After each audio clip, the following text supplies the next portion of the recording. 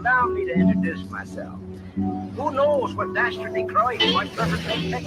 He's a very clever arch criminal who must be put away. Another innocent victim I don't know. of Cybermania.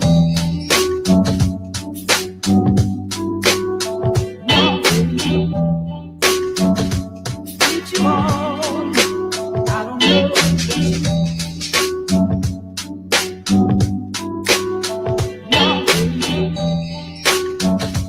Did you all? I don't know.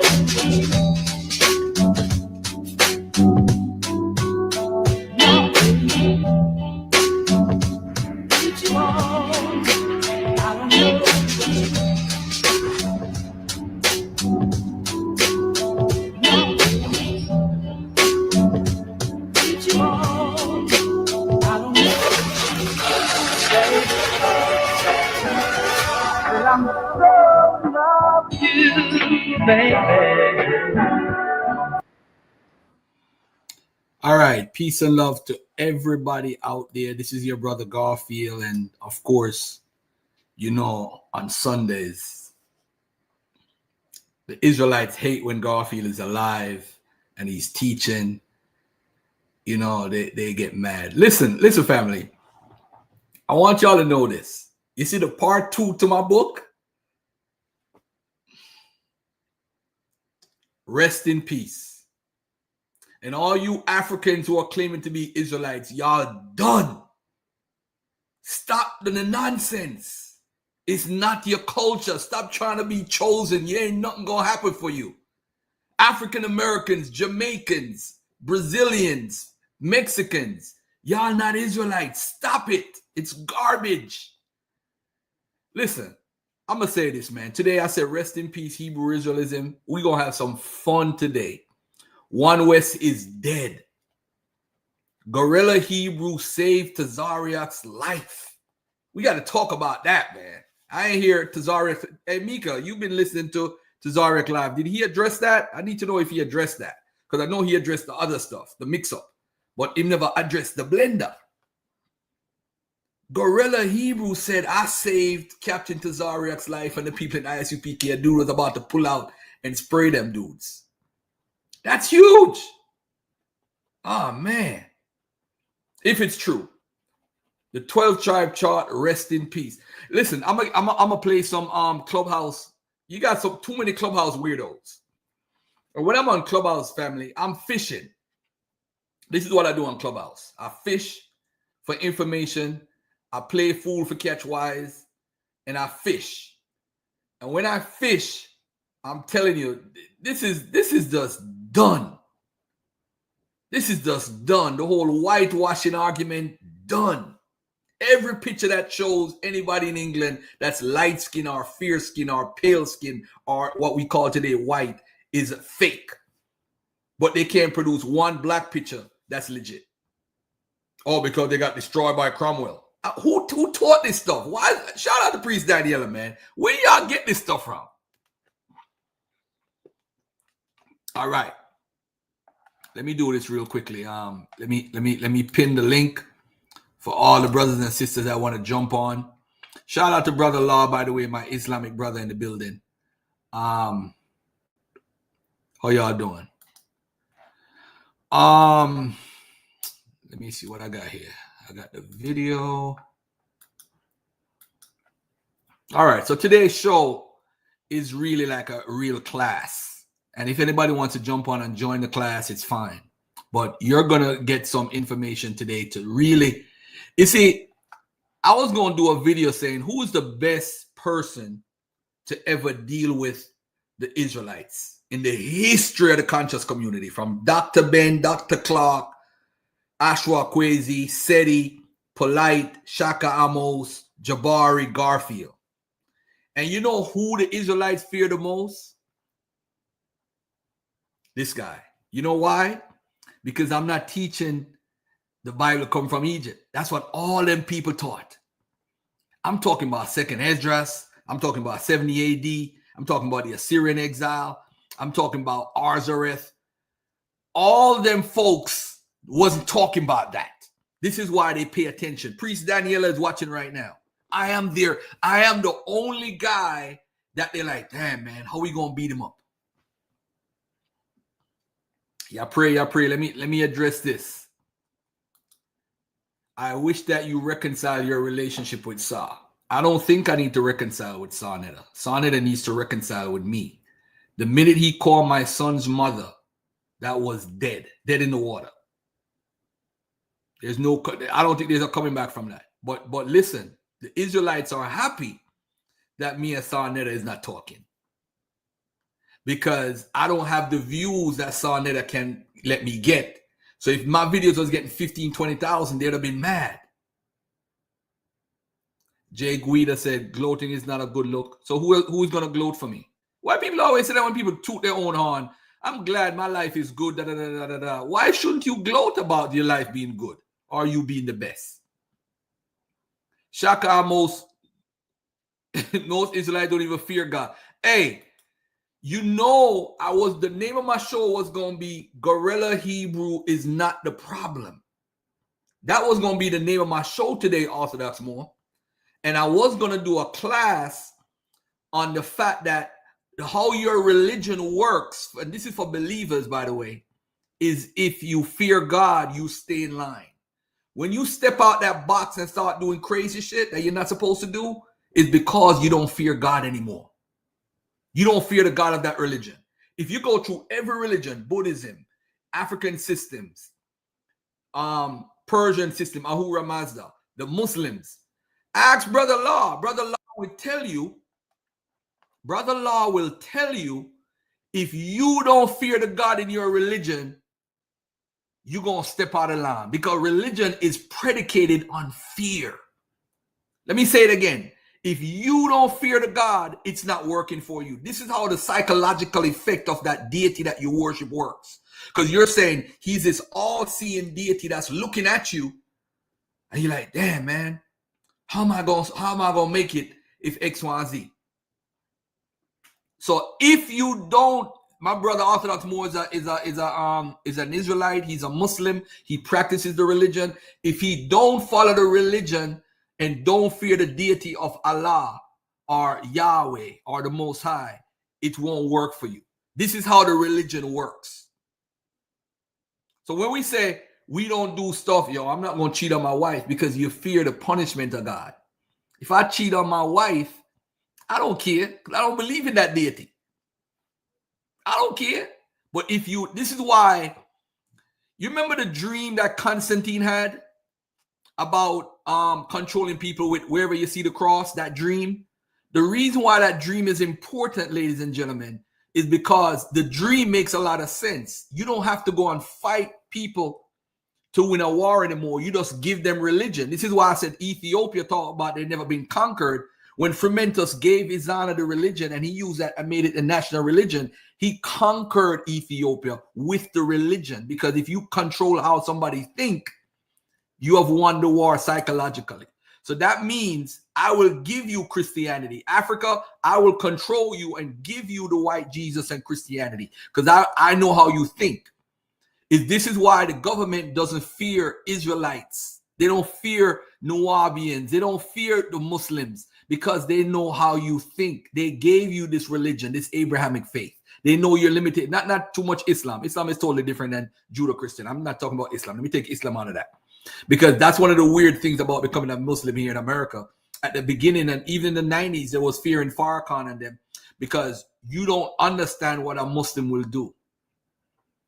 Because all you see them doing is being, quote unquote, that word that I don't want to say it on my YouTube channel, that T word, because the fear is they could turn a suicide, bomber, or whatever. That's what we see on TV and media about Muslims. So America was like, we don't want them here. We don't want that religion here, because they don't know how you think. But when you follow the Bible, you're like, oh, these people ain't gonna get up and do that. They ain't gonna get up and do that. Anyway.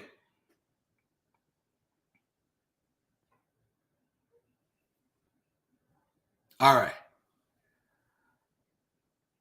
right. I don't fear God. I respect him. They've never been around success, God, so they make fake rules about being humble.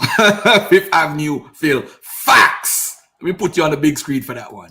But I got to get into this, because I think, as I said, I've been cracking the code for months. And a lot of these brothers and sisters who follow this, they don't study. So they rely on somebody who studies like a Yawasap. Yawasap studies, he reads. They have a brother like Priest Daniela, he reads. But a lot of them, the brother from Genesis, Hassad and Hakah, they read. Gorilla Hebrew, he reads. Even Kataza, I don't get along with that crazy ass nutty dude, but he reads. There's a few people within the Hebrew Israelite movement that actually studies outside the Bible. I'm gonna ask y'all a question, right? I need a believer on the channel, man. I need a believer on the channel. I need an Israelite to rap with, man. So that when I'm building, I'll be like, yo, Garfield, that's nonsense, or are you on point? I need an Israelite for that. I need an Israelite. Because not everything, matter of fact, I didn't even hold on, let me save this. I didn't even promote the show yet. If y'all on social media, put the show out, let everybody know that I'm live. Hold on there. Come out to this. Let me share this in Dagger Squad real quick. Add everyone. We live.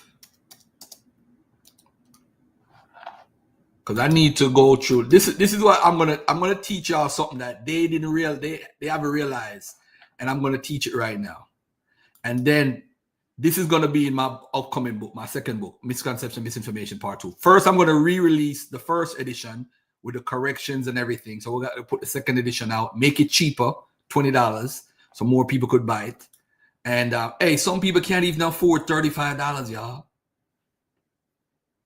They can't even afford $35. This is how broke the community is. It's crazy. All right. Anybody wants to jump on, the link is right there. But I do need a Bible believer. By the way, to Happy Easter to my Christian family.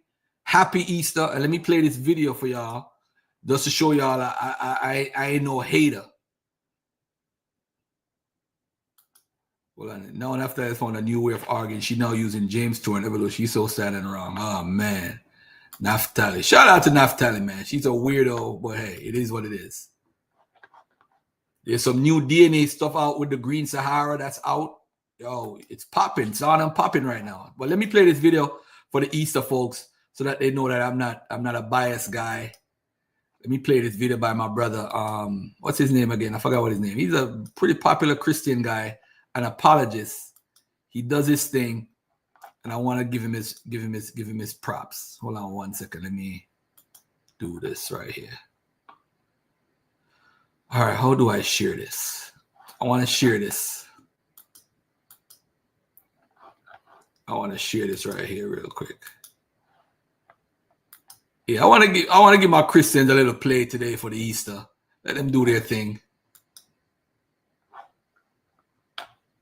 This year or anyone else. So no doubt you've probably heard it before. Easter is just a pagan holiday with a new name. Well, listen, this week, beginning today, we're going to set the record straight that Easter has absolutely nothing to do with paganism. And just like we did last year with Christmas, I'm going on the offensive in order to prove it. Because when it comes to the word Easter, the only thing pagan here is the myth. So over the course of this Holy Week, we're going to tackle a heresy hit list of 7 different topics, beginning today with the false assertion that the word Easter itself is pagan. So where does the word Easter come from?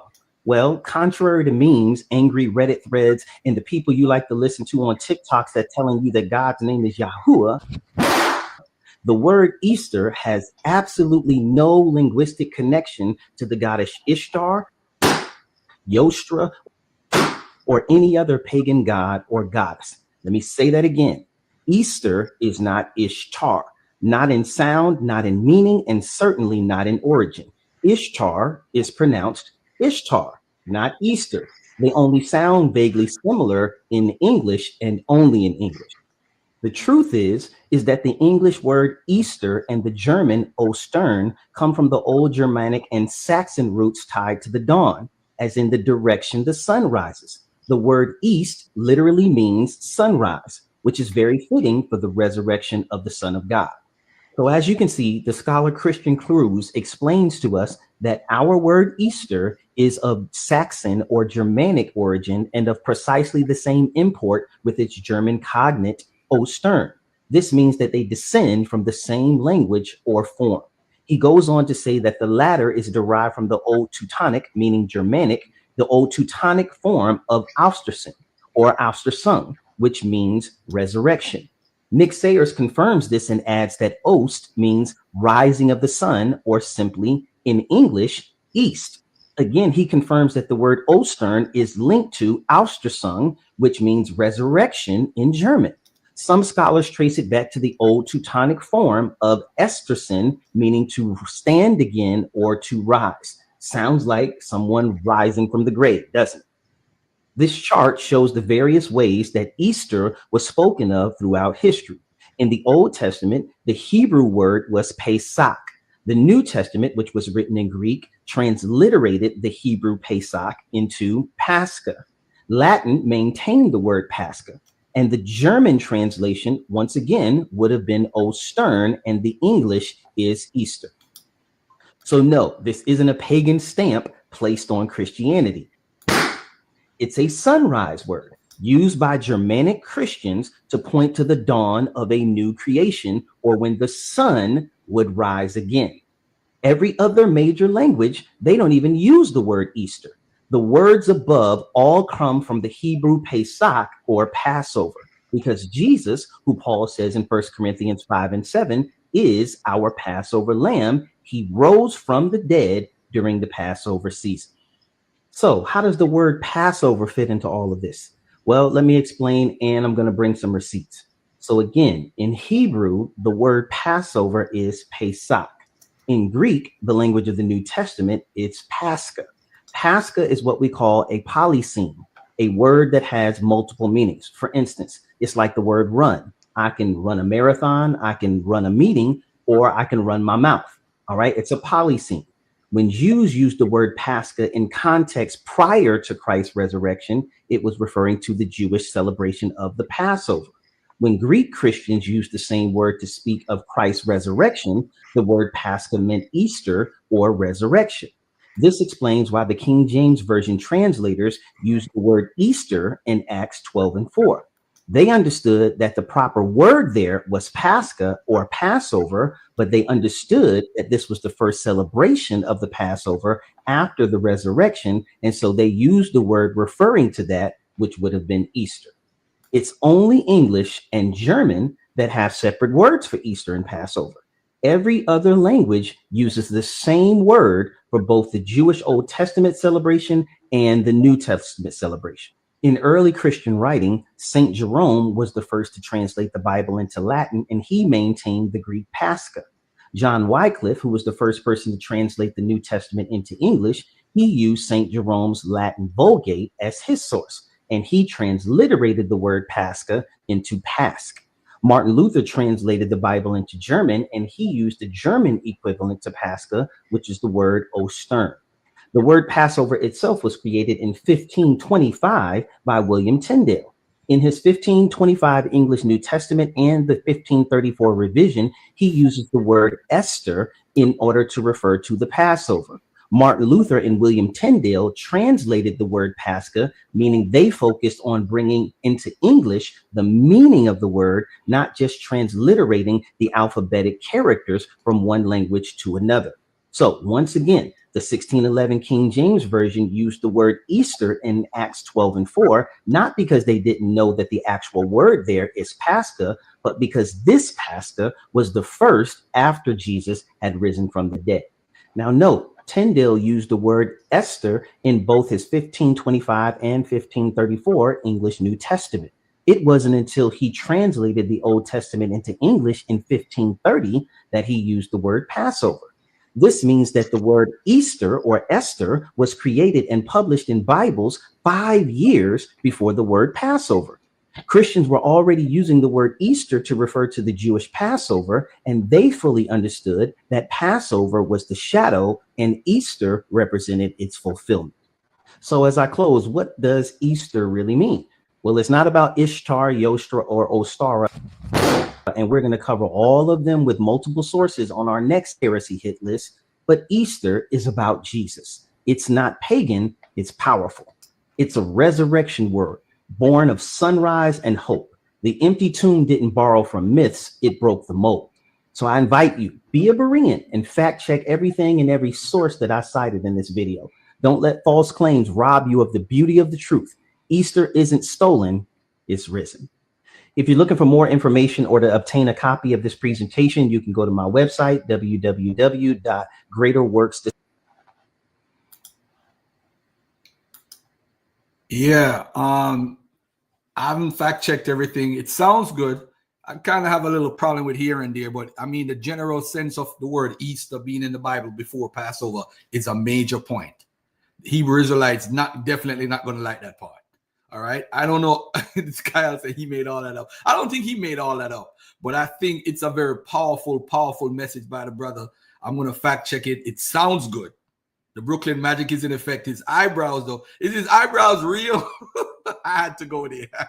What's up, Keon? How you been, bro? How you been? I'm doing good, man. How you doing, man? How's your Easter Sunday, man? Man, I wish I could spend it with my family, but sadly I can't. But it's going. It could be better. That's all I can say. Let me say that. It could be all right. better. Let me ask you a question, right? Before, and I need your help with something, right? And I actually like you because you're one of the few people that's a Bible believer that's willing to come on the panel. All right. I seen you on Sonata's panel. I seen you on other panels, but to come on my panel is different. And one of the things, do you notice something different? And I want you to be honest with me. With Garfield dealing with the scriptures than with like a SETI or a Polite or a Shaka Amos. Do you get a sense or a different feeling, not to toot my own on, when Garfield talks about the Bible and mix history with it? Do you get a different feeling or when I talk about the Bible than when they talk about the Bible? Oh yeah, for sure. Because you don't. To me, you don't have underlining motivations. If that makes sense. I don't feel like a lot of them have reasons to either to poop on the Bible in some kind of way. To me, it's a lot of church hurt type situations and proving that there's a better way, and using black, I guess, black power as like their reasons for pushing this Egyptian stuff. So yeah, for sure, you're there, definitely different. You're just there to tell the truth. You're there to get the truth and put the facts on the table and argue about it. Like that's it. That's all. So yeah, for sure. All right, cool. So I don't want to. For those who say I'm tooting my own horn, I just wanted to hear what the brother had to say because he's an honest brother. All right. Now, if anybody wants to celebrate Easter in Jamaica, I'm not giving up bun and cheese for my Jamaican family because in Easter time, that's all we as Jamaicans love to eat: bun and cheese. And hey, Sabio, yeah, a lot of folks is church hurt. It's just a fact. We got hurt because of church. I mean, some of us grew up out of it, but when we grew out, pure black Garfield, you stupid. But let me ask you this, because I need your help today, right? I don't know how much time you have. Any other Bible believer, I need my brothers on today, man. Them Israelites be celebrating Easter on the down low, man. They be. The word Easter is in Acts 4:12, sister Abby. The word Easter is actually there. And see, I didn't even know that. I gotta look that up. Appreciate that. Yeah, Acts 4:12 or Acts 12:4, one of them. All right, so let me get to one of the parts that I want to talk about with the Bible today, right? And this is on the screen is the 12-tribe chart of the Israelites. And I said at the beginning, one West is dead, 12-tribe chart, rest in peace, Clubhouse weirdos. Stop ducking the Exodus smoke. Oh man, my research of the Exodus is just way out there right now. It's you see, for the Exodus, I don't believe. You see, all we see Asher, Naphtali, Zebulun, Issachar, and Manasseh. They are not in the Israelite narrative as far as the Exodus. And I'm going to explain why I said that. I'm talking to Orthodox more right now and Bible believers. If you look at the narrative and look at the wandering, you won't see these tribes: Asher, Naphtali, Zebulun, Issachar, Manasseh. You won't even see Ephraim. You do see house of Joseph, which is actually a whole nother conversation, which probably don't have nothing to do with Israelites, period. But the house of Joseph was the ones that they thought came out of Israel. One of the theories by Redford, right? You have another theory that it was only the Levites that came out of Israel for the Exodus. I'm talking to Orthodox more right now. So what happened is these tribes, and I could show in the Bible that although they're given allotment, they already live there. This is why the scholars come up with a theory that the Canaanites are the Israelites, because the majority of the people that lived in the land were already living there already. If you look at Genesis 38, if you look at 1 Chronicles 4, you'll see that Judah had people living in the land who descend from Shelah, because Judah was known for its olive oil industry. All right. And Judah wasn't settled as much as it is now until like around the 9th or the 8th century BC. This is why the United Monarchy argument falls apart. All right. But I'll deal with the Exodus another time. I don't want to deal with that right now. I want to deal with this right here. Hebrew Israelism is stemmed and stand forward and is attractive because of the 12 tribe chart. Now, I want everybody to look at this. I need some more believers. Come on, man. Jump on. We're going to have some fun today. Now, my brother Keon, can you see what I have on the screen, my brother? Yes, sir. All right. Hold on. Let me make this bigger so that everybody could see it properly. All right. So I have the 12 tribe chart and I have this beside it. Now, look at this carefully now. For the 12 tribe chart, you have Judah, Benjamin, Levi, Simeon, right? Now watch this, right? Now watch this. Simeon, where is Simeon located? Let me ask my brother right now. Where is Simeon located? Look like towards the south in the middle of Judah. All right. So what we're going to do, because we got to do everything with scripture, book, chapter, verse. That's what my brothers say, right? They say book, chapter, verse, right? So let me go to book, chapter, verse. And I want everybody to look at this. This is Joshua. This is Joshua 19, verses 1. The second lot came out for the tribe of Simeon according to its clans. Their inheritance lay within the territory of Judah. Let me say it again. The second lot came out for the tribe of Simeon according to its clans. Their inheritance lay within the territory of Judah. I need Israel Bound and the other Israelite brother to come on, man. I want to ask him a question from an Israelite angle. But anyway, so we have it clear in the Bible where Simeon is supposed to be. All right. Now, let's go back to this chart now. Now, when the Assyrians came in, who did the Assyrians take when they came in? Do you know off the top of your head, my brother? Oh, not at all. All right. So let's go to the Bible again. Let's go to the Bible. We're going to go to the Bible each time. We're going to go to 2 Kings. What is it? Let's go to 2 Kings 16:9 and 2 Kings 15:29. All right. Let's go to 2 Kings. Go. We got to do book, chapter, and verse. As a matter of fact, let me change the version of the Bible to the King James version, because I want these guys, they love the King James version. How is it that we're running around teaching? Who give these guys authority to teach, by the way? Who said that y'all should be teaching? 2 Kings, let's go to 15:29. Go to chapter 15, verses 29. Let me share the screen. Let me get off the screen. I want y'all to pay attention. Pay attention. 2 Kings 15. This is 2 Kings 15, as you could see on the screen. I'm not making up anything. 2 Kings 15, verses. So let's look at verse 27. In the 52nd year of Azariah, king of Judah, Pekah, the son of Remaliah, began to reign over Israel in Samaria and reigned 20 years. And he did that which was evil in the sight of the Lord. He departed not from the sins of Jeroboam the first, the son of Nebat, who made Israel to sin. In the days of Pekah, king of Israel, came who? Tiglath-Pileser, king of Syria, and took who?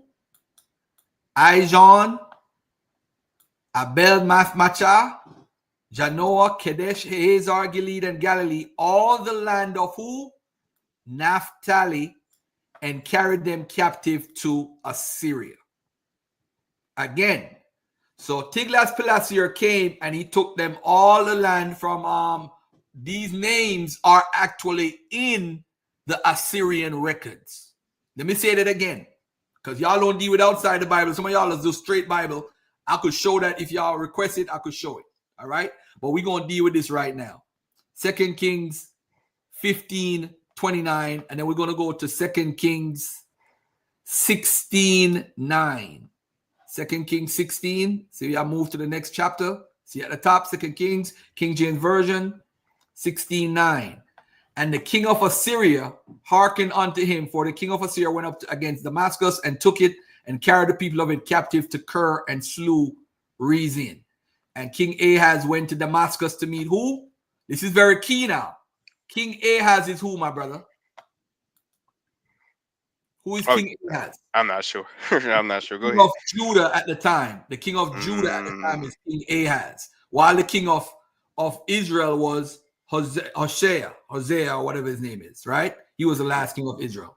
So the king of Ahaz, what did Ahaz do? He set it out. He reached out to the Assyrians and said, yo, send to Uriah the priest, the fashion of the altar, according to all the worship. Uriah the priest built an altar according to all that King Ahaz had sent from Damascus. So Uriah the priest made it against King Ahaz, came from Damascus, and when the king was come from Damascus, But anyway, forget about that right now.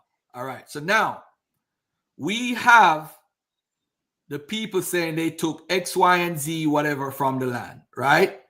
Let's look at another chapter now. Let me look at this right here. Hold on 1 second. Chapter territory. All right, let's go to 2 Kings 17. Because we're doing it in chronological order. So we look at what they did. Ahaz actually reached out. Yeah, slept with his father. Was buried his father. Okay. 2 Kings 17. So 2 Kings 17, the KJV Bible. See that at the top, 2 Kings 17. Garfield is not making it up. In the 12th year of Ahaz, king of Judah, began Hoshea, the son of Elah, to reign in Samaria over Israel 9 years. All right. Against him, so Shalmaneser, the king of Assyria, and Hoshea became his servant and gave him presents. And the king of Assyria found conspiracy in Hoshea, for he had sent messengers to So, king of Egypt, and brought no present to the king of Assyria, as he has done year by year. Therefore, the king of Assyria shut him up and bound him in prison. Then the king of Assyria came up throughout all the land and went up to Samaria and besieged it for 3 years. In the 9th year of Hoshea, the king of Assyria took Samaria and carried Israel away from Assyria and placed them in Halah, Habor, by the river of Gozan, and in the cities of the Medes. This is confirmed in archaeological records also. All right, I'm going to show that in a second. For so it was that the children of Israel had sinned against the Lord their God, and so forth. So anyway, we see that they turned up out to Israel, but who a part of Israel did they take? Because they are very specific in the people that they're actually taking. So whenever they take the people, the Assyrians documented from which region they took people from. Just to be clear, it is clear as day where they took the people from and where they took them. And I'm going to show that right now. So let me get out the Bible for 1 minute. For 1 second. And let me show an article about archaeology by K. Lawson Younger from a seminary school. And I want to make this bigger so everybody could see it. All right, let me see how it looks on the screen. All right, I hope you guys could read it. Now watch this, family. Watch this.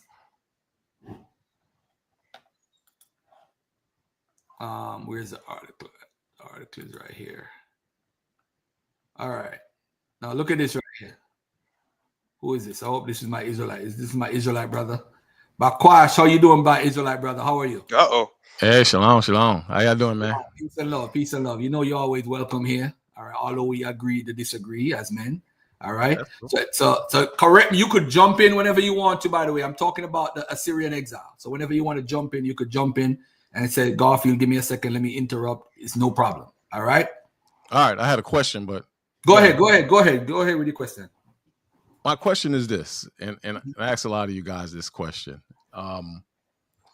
Let's say hypothetically, I decided I no longer wanted to follow the faith and nationality of being a Hebrew Israelite. I just took that upon me. I acknowledged the bickering and the scandals and the corruption on certain levels, and I said, I want to seek a better life, which requires spirituality and some type of doctrine to establish structure in my life to make me a better man, a spiritual man. What direction would you point me in? Or what book would I read for spiritual growth and something to make me a better man that had standards almost like the laws that's in the Bible? What would you point me toward? All right, two things. Your own spirituality and your development is based upon you and your spiritual connection with whoever. But the first thing I want to tell you is that I believe pretty much 99.9% of the people that came over here is from West and Central Africa. There's tons of spiritual systems that could guide you on your daily life. You could become an initiate of any of those systems, whether it's the Igbo system, the Akan system, the Ashanti system. Cameroons have a bunch of systems over there. They got a bunch of systems all over. What I would suggest is you could follow any system that you want. I have never said that don't follow a system. But if you want to take a rites of passage through one of those systems, you will get the same effect that you're getting right now from being a Hebrew.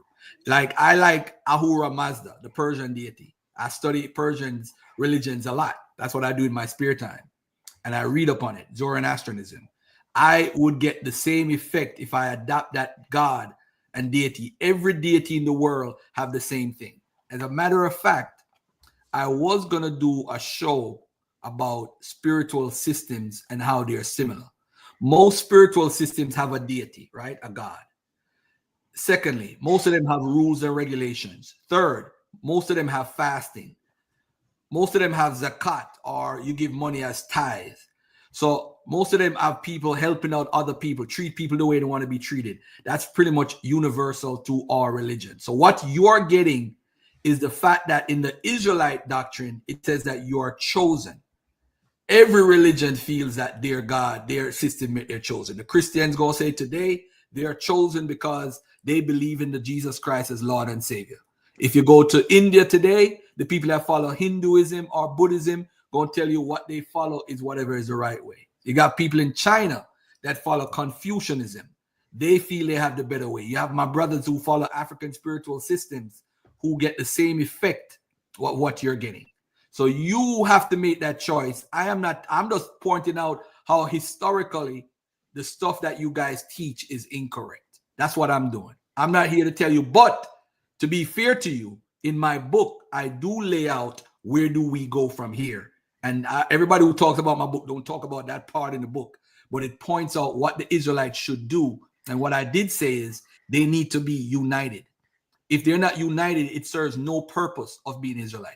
You guys should buy your own abandoned towns and practice the law, statutes, and commandments. Show us as an example so you could be a light in the eyes of wickedness. I point all of this out in my book, step by step, an economic plan, an actual plan where you could live, where you're going to buy the abandoned town. You should make sure you're near a hospital because it's difficult to start your own hospitals and all that stuff. So make sure. So I laid all of that out in my book. So I never said I'm a bashing you without a solution or tell you stop believing what you believe in. I never said stop believing in the Most High. I'm not here to replace your deity. But if you wanted a suggestion, I hope I gave you some. I yield. Well, I mean, you said a lot, but and you brought up history. I think historically we were once spiritual people, and clearly now we are dead people. Spirituality is pretty much very minute in the Black community. I'll use this country as an example, very small and minute. So you mentioned different religions in West Africa. Gosh, before you go any further, I was teaching. I'm sorry, bro. I'll come off and I'll come back on later. I'll let you go through your lesson. My apologies. I do need your help though with some of this stuff that I'm talking about. If you want to stay on, I do need your help. I'm gonna go to. I'll come back on later. I gotta go to the Easter ceremony.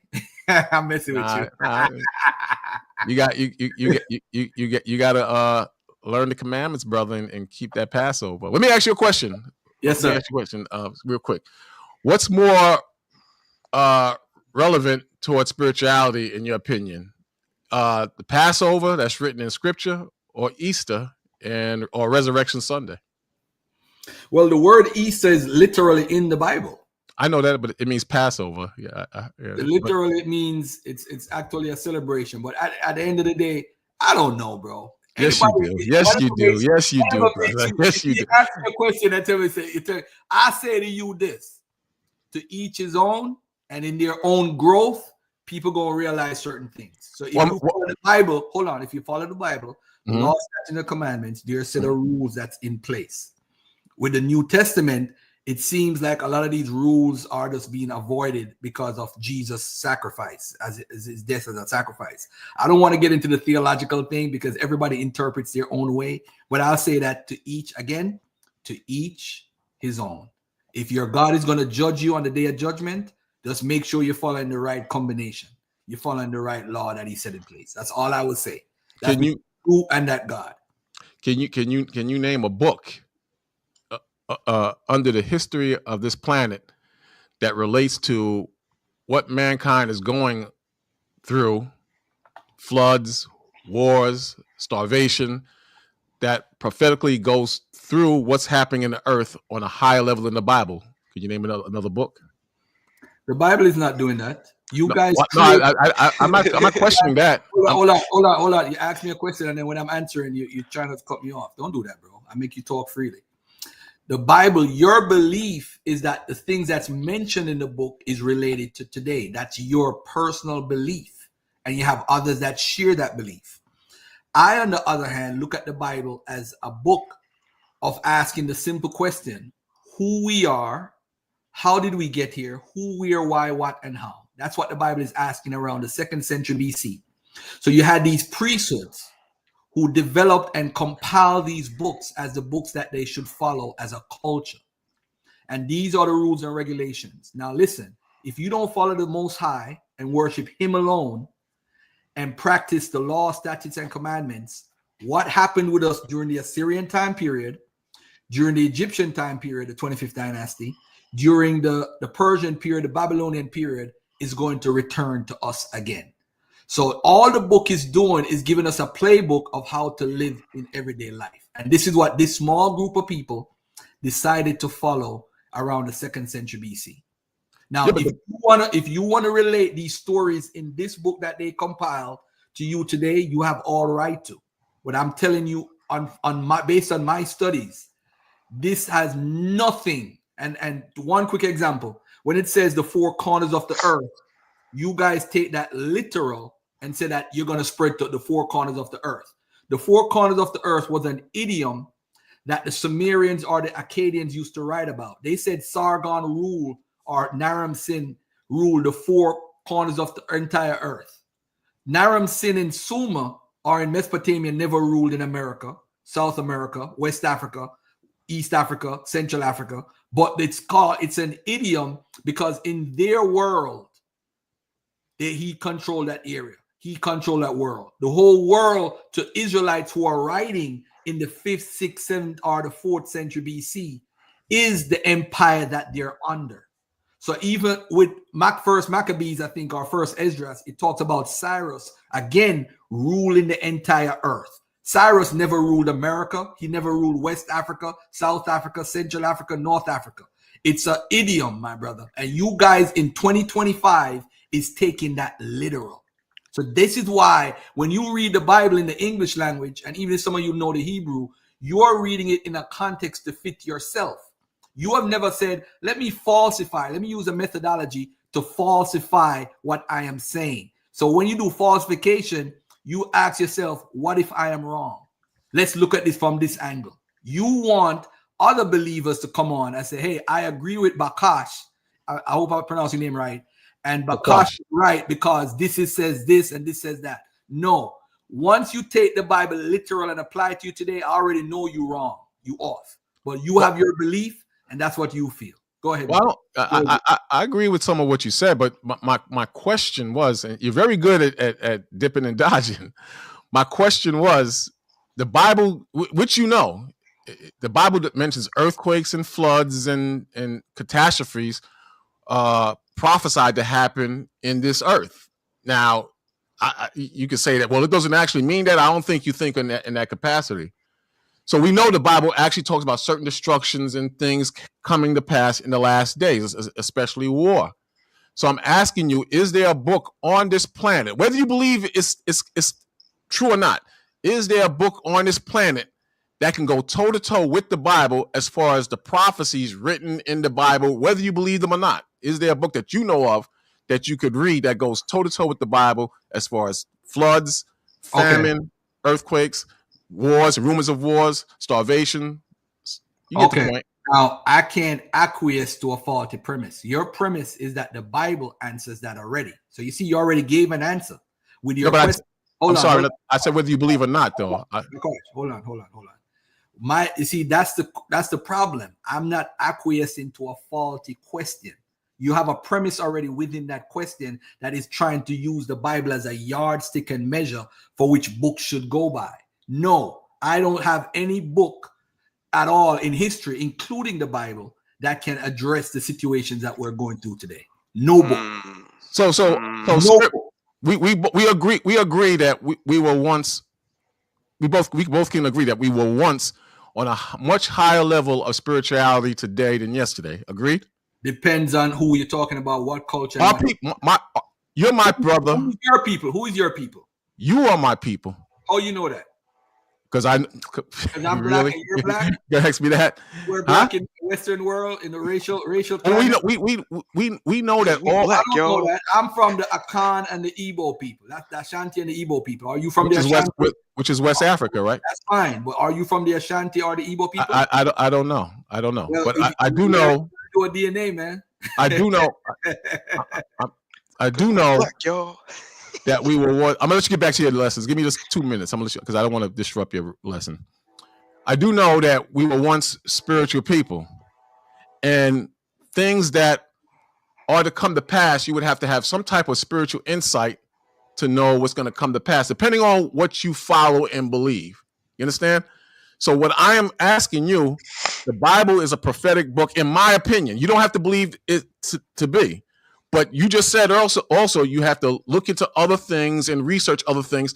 I'm saying, in your lifetime, have you found a book that can go toe-to-toe, whether you believe the Bible or not, toe-to-toe with the Bible in regards of prophecy and the signs and times that we are experiencing now? That's all I'm asking.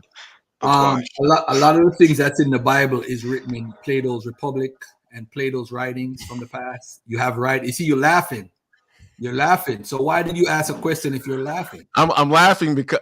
So can you quote something out of Plato's Republic? I'm going to give you books, right? But listen, again, I don't want to acquiesce to a faulty premise that the Bible is the ultimate book, because you don't know how the Bible came about. You have no idea how the Bible originated. You have no idea who wrote it, when they wrote it, why they wrote it. You have no manuscripts to back up what you're saying. But you're saying a book. We don't have no manuscripts to back up Plato either. But we know it was circulating in the Greek period. We know it was circulating from the 4th century BC all over the world. What I'm saying to you is... Yet you believe in that? I don't believe. What are you talking about believe? You do believe if you don't have manuscripts or evidence for it, just like you said for the Bible. You believe in it. I don't believe anything. I could go... Listen, you don't believe anything. Step by step. Hold on. If you want to go step by step with a methodology, I know that a Bible existed in the 2nd century. We could prove that. Okay. We don't know before that if a Bible existed or the writings existed, because we don't have any physical evidence. Now, let me say this. Let me say this before we go back and forth. I do have something that I was teaching. All right. I'm gonna get out of here. I'm gonna go to the gym. I will say that the book does not belong to us. We are not associated with this book. This book was given to us by the same Amalekite or Edomite, as you guys call it. Oh, before I get into that, I'm sorry, I gotta cut myself. Bakwash, I gotta ask you this question. The Amalekites, are they the Europeans today? I don't know. I got to research it, but I want to ask you a question because you just said something. You just said something that stuck out. Time out. Let me get back to this. Jump back on, and we could go back and forth. All right. All right. I'm gonna let you go. Thanks for having me on. I'm gonna give me a quick run. I got to do some running around. I'll get back. That Easter bun and cheese, right? I got you, bro. All right. Now no bun and cheese for me. Where you live at, man? You live in Flatbush? No, not in Flatbush. I'm not in New York anymore, but I used to live in New York. Oh, all right. All right. I hear you, brother. All right. We're a Rastaman stay in Brooklyn though, man. All right, I hear that. Yeah, most of us do. Facts. All right, brother. You're very intelligent, brother. You're just a little lost spiritually, but you're very intelligent. Thank you, my brother. I appreciate the compliment. All right, brother. All right. So let me say this right here quick. Let me get over this Israelites in exile. Their names, the Assyrian Society. This is by K. Lawson Younger. This is a guy who has a PhD, and this is some of his work that I'm reading from. All right. Now, the popular story told story of the Israelite exile under Assyrian rule is a simple one. The Assyrians conquered the northern kingdom of Israel and deported the population. These Israelites are now called the 10 lost tribes. We're never heard from again, supposedly, right? Now, watch this. The situation is more complicated and more interesting. The demise of the northern kingdom of Israel was a longish affair lasting from 734 BC to the conquest of the capital at Samaria in 722 BCE. And its reconquest in 720 BCE. And though the deportation of the Israelites began with the early Assyrian campaigns, it continued until at least 750 BCE. Furthermore, 3 different Assyrian kings were responsible for Israelite deportations: Tiglath-Pileser, Shalmaneser V, and Sargon II. Before 745, Assyria had experienced a period of political weakness. But anyway, let's get down to this part right here. All right. So I read 2 Kings 15:9 already, right? In which Tiglath-Pileser, his tribute was enormous and so forth. All right. So anyway, let's come down here anyway. So we have Tiglath-Pileser. He campaigned in Media and Urartu. And then you have, when he came down, the Tiglath-Pileser Annals. He comes down here. You see the writings. This is from the primary right here where he took over Rezin. So we see this in the Bible. In 2 Kings 16. See? Rezin was executed and he took over Damascus. All right. So let's scroll on a little bit now. So we get to, while Damascus underwent this siege, Assyrian troops launched a 2-pronged attack into Israel. One prong into Transjordan Gilead and the other into Galilee. Gilead had been the base of Pekah's political strength. For all practical purposes, this base was now eliminated. Assyria's conquest of Gilead is reported in the Bible. Thus, so the God of Israel stirred the spirit of Pul, which is Tiglath-Pileser, who deported who? The Reubenites, the Gadites, and the half-tribe of Manasseh. All right? And he says where he brought them, to Halar, Habar, Hara, and the river of Gozan, where they are to this day. All right. All right. So now the deportation happened. So we see in 2 Kings 15:29 exactly where the Assyrians, Tiglath-Pileser, also went. So you see he's taking people from the era of Naphtali that I talked about earlier in the Bible. All right. So now we have the Assyrian inscription, which also refers to the deportation of Israelites. I carried off Assyria the land of Bet Omri of Israel, all of its people. The same text records the overthrow of Pekah and the installation of the successor Hosea. So the biblical text is consistent with Hoshea, son of Elah, conspired against Pekah, son of Ramelah, whatever. 2 Kings 15 and 2 Kings 17, 3-4. So Hoshea was the last king of northern Israel. Now, I want to make it clear now. Look at the Assyrian account. It says, putting them together, we learn that Tiglath-Pileser leveled 16 districts of Bet Omri. Bet Omri is another term for Israel. But this time, he took 13,000 captives, primarily from Lower Galilee, with their possessions I carried off to Assyria. All right, so now let's scroll down a little bit now, down here. Tiglath-Pileser died in 727. So Shalmaneser V took over for 5 years. All right, and then after that, you find in the sources, Sargon took 27,000. So we have 13,000 and we have 27,000. So we have 40,000 Israelites being taken away from Israel. The population was around between 350 and 225,000. So they took about 5%. I'm sorry, not 5%. I'll probably say like 10% or 20%, depending on which statistic you're using. All right. So the Nimrod prism commemorating Sargon's rule. This is what happened now, family. I want y'all to pay attention now. I hope y'all paying attention because this is serious. Whoever's in the chat, if you got a question, you could come on the thing or ask, and I'll put you on the spotlight, the big screen. All right. Now watch this, family. So this is saying the same thing that the Bible is saying in history. So you have 40,000 people, not all of the Israelites, though, not all of the 10 tribes. This is where we get it wrong. The Assyrians specifically told us where they got people from. They got people from Naphtali. They got people from the Reubenites area, from the Gadites area, and from one more. What was the Reubenites, the Gadites, and hold on, one second. Where is it at? Reubenites, Gadites, and half tribe of Manasseh. So we know who they took. How many people were taken according to the Assyrian records? They confirm it. All right. Now watch this now. All right. So they found theophoric elements. They found the names of Israelites in Assyrian records right through. All right. So we find all over. So now I want to make it clear now while I take this off the screen. We know who was taken because we could confirm in the Assyrian records from the areas that they were taken. This is very important. I want you guys to pay attention. All right, let's go back to this chart here, to the 12 tribe chart. So we know for a fact that the Assyrians took the half tribe of Manasseh. They took Gad and Reuben. You see where they're located? Reuben, Gad, and Manasseh are located over here. And they also took Naphtali. And they probably took some more than likely Ephraim because they were in Samaria. So we know who they took. They didn't take Benjamin. We don't have any records that they took Dan. We don't have any records that they took Asher, Zebulun, or Issachar. We have no records from the Assyrians saying in those areas they took people. They took from 16 districts. Where did they take them? To Halar, Habar on the Gozan River. And they also took them to the cities of the Medes. Now, let me show this right now. Oh, we got to be on the same page. Cities of the Medes. Let me see if I could find this real quickly. The Scythians right here. All right. So we have this right here.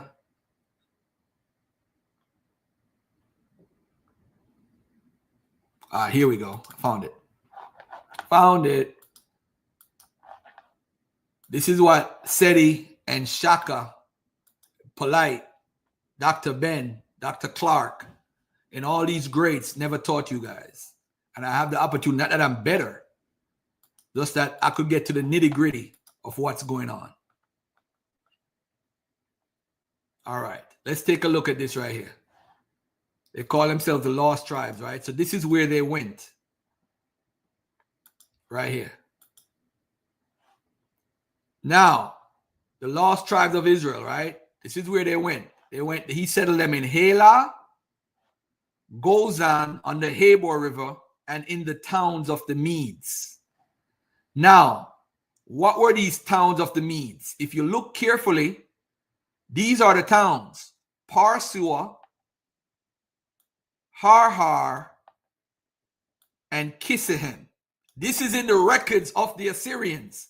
So the Bible never said the three names, but now you know them. You may have never heard them before. It's in the records. You see? It's in the letter. It's confirmed by 7th century texts such as the letter SAA 1663, featuring persons whose names invoke the god Yahweh. The cities of the Medes under Assyrian control are situated in 3 provinces in the Zagros mountain range: Parsua, Harhar, and Kissehem.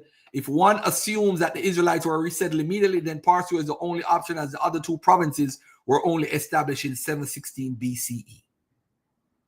So we know where they went. We know exactly where they went. All right. Let me get out of that. Let me get out of that. Again, let me put this on the screen. Again, the records that we have is telling us is telling us that Naphtali,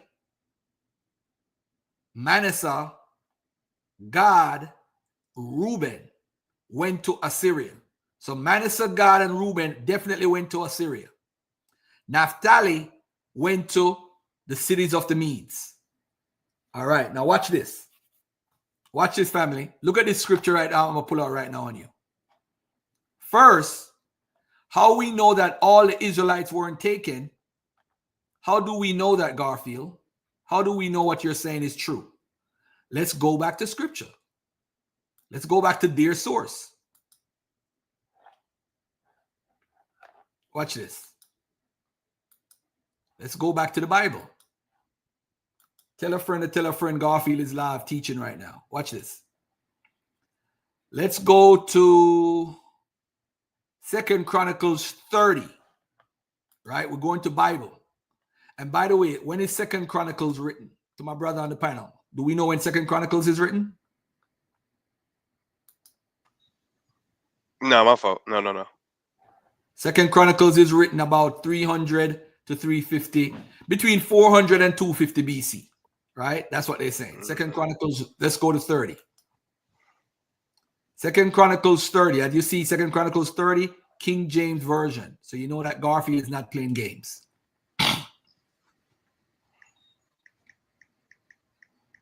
I got you, Sam Miguel. Shout out to Sam Miguel, by the way. Shout out to that brother right here, man.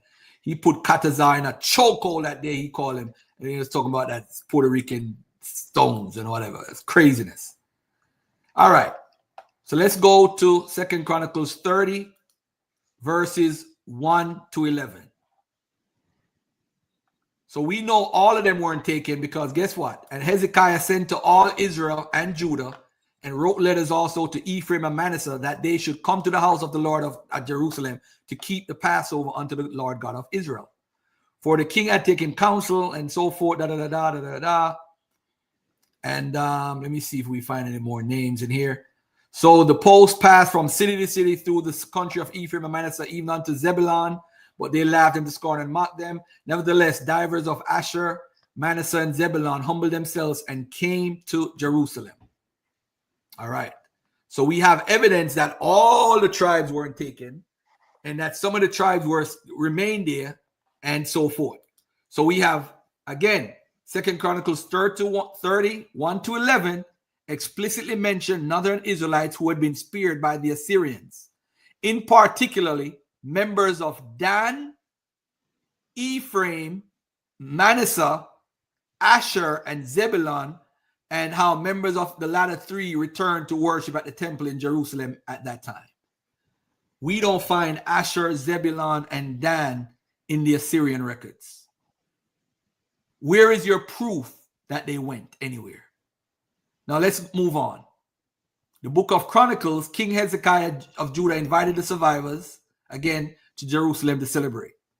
So now let's go back to another scripture, right? And by the way, family, was Chronicles written before 2nd Esdras? Because you believe Ezra. And by the way, we don't even know if Ezra is a real person or not. For the record, in academia, there's no evidence that Ezra actually lived. Just like, we don't have no evidence Moses actually lived. And I know I'm talking to some believers out there that's like, what do you mean they don't exist? You see, you have a belief, but I'm dealing with the belief, but I'm also trying to have it coexist with history at the same time and what we could prove in history. Now, watch this. Hezekiah is a real person. All right. Now, watch this now. Sam Miguel, thanks for the super chat, by the way. Now, watch this, family. At 7:30. I don't know what you're talking about. All right. So now, if we look at the watch this. So if we look at this Bible right here, we're going to go to Chronicles. Chronicles, how do we know how Chronicles was written? Because there's a gentleman who is a descendant of Jeconiah's 8th generation. So each generation can be between 25 and 40 years, right? So if you count from when Jeconiah was around, which was around 600 BC, and if you count 40 years times 8, 8 not 8 4 32, that's 320 years. If it's 25, it's 200 years. So between 200 and 320 years, you would subtract from 600 BC. If it's 300 years, it's 300. That means Chronicles was written around 300 BC. If it's 200 and something years, 240 years, or I'm sorry, 200 years, that means it was written around 400 BC. That's why they have a range between 400 and 250 BC. Because if you look by how much each generation, how much you'd count, because Ananiah is written about in Chronicles. That means whoever wrote it after the Babylonian exile. And that means they wrote it after 8 generations after Jeconiah's Ananiah, who is his 8th generation descendant. I hope you guys understand what I'm saying. So Jeconiah is here in going into exile. 8 generations later, Ananiah is mentioned in the book of Chronicles. So Chronicles had to be written between 400 BC and 250 BC. So now this is after 2nd Esdras. Now watch this now. Why am I saying that? Because when you go to 1st Chronicles, look at what it says. This is why it's important. This is why I said the 12 tribe chart is dead. 1st Chronicles, we go to 1st Chronicles 5. Watch this now. 1st Chronicles 5, KJV. I'm not making it up. Now the sons of Reuben, the firstborn of Israel. Let's go to verse 26. What does it say? And the God of Israel stirred up the spirit of Pul, king of Assyria, which is Tiglath-Pileser, and he carried them away, even the Reubenites. Why he ain't mentioned the Danites? Why he ain't mentioned Asher? Why he ain't mentioned Zebulon? Why he ain't mentioned Issachar? They weren't taken. When it says Israel, we vaguely accept 10 tribes because that's how the European British Israelites taught it. And we are copying them as Black Hebrew Israelites. I'm speaking from that perspective. Third person right now. As a Black Hebrew Israelite, we accept the 10 tribe argument, which was brought down to us through white supremacy. We accepted it. But there's no records of no 10 tribes being taken in the Bible. And there's no record of no 10 tribes being taken outside the Bible. So these people are documented within the Assyrian records. They don't say Reubenites and Gadites and Manasseh. They talk about the areas where the Reubenites were. This is why I'm showing the map of Israel according to the land allotment. Now watch this. He carried them away, even the Reubenites, the Gadites, and the half tribe of Manasseh, and brought them unto Halar, Habor, Hara, and to the river unto this day. What does unto this day mean? It means up until this day when it's being written. They were still there. So they never went anywhere. They stayed in the land and assimilated. So this could possibly be 3rd century BC. What are Israelites still doing in Assyria 3rd century BC? So the Reubenites weren't lost. The Gadites weren't lost. And if you read Acts 2, verses 3 to 15, it shows you, what does it show you? It shows you that these people were coming back to celebrate the Pentecost in the New Testament. Where were they coming from? These areas where they were taken from in Assyria and in Babylon or wherever it was in Mesopotamia. They weren't lost. And you see the people coming from Persia. They're coming from Elam or Parthia, the Parthia kingdom, because they control the people where the Jews lived in Persia.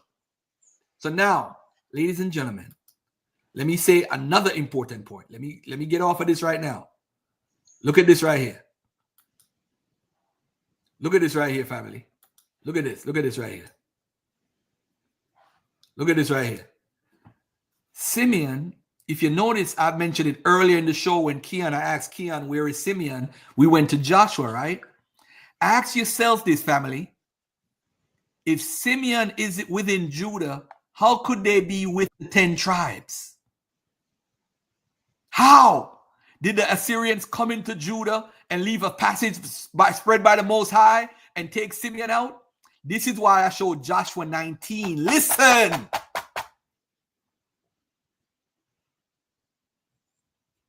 I'm going to say it again. Simeon can't be the Dominicans, crazy people with the 12 tribe chart. Gorilla Hebrew, you're listening. Hakar, Hassad, IUIC, GMS, ICJGC, all you guys, Bakwash just came on. Simeon couldn't have been the Dominicans that were left through Arzareth. You know why? Because Simeon was always right here with Judah. They didn't go nowhere. Now, if you notice, I said earlier, I asked the brother about the Amalekites, right? Remember in the Bible, the Amalekites, they consider them sons of Esau, right? And I need to research it some more, right? Saul killed off some of them, right? Saul killed off some of the Amalekites, which were from Edom, Esau people. David killed off some of the Amalekites. But look at what it says about Simeon. And this is gonna end the whole conversation about Simeon right now. Simeon couldn't be the Dominicans, crazy people. Let's go to 1 Chronicles 4:43. You're like, oh, Garfield, you know all these scriptures. Watch this. Let's go to 1 Chronicles 4. And let's go to verse 43.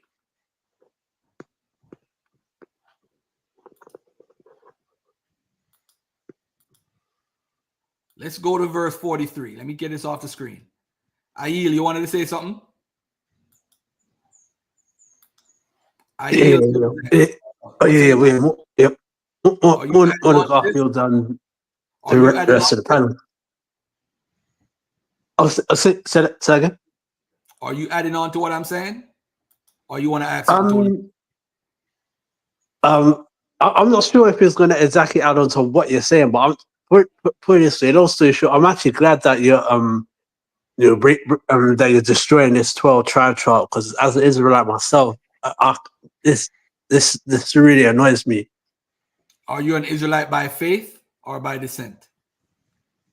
I'll say by faith, to be honest, but it's more of a personal belief. But cool. Let me do this. Let me finish this point. The 1 Chronicles 4:43 family is the Simeons, because remember, the Amalekites is supposed to be white folks. So what we need to do now is find out who are the descendants of Esau, and if the Amalekites, the final of them, look at what it says.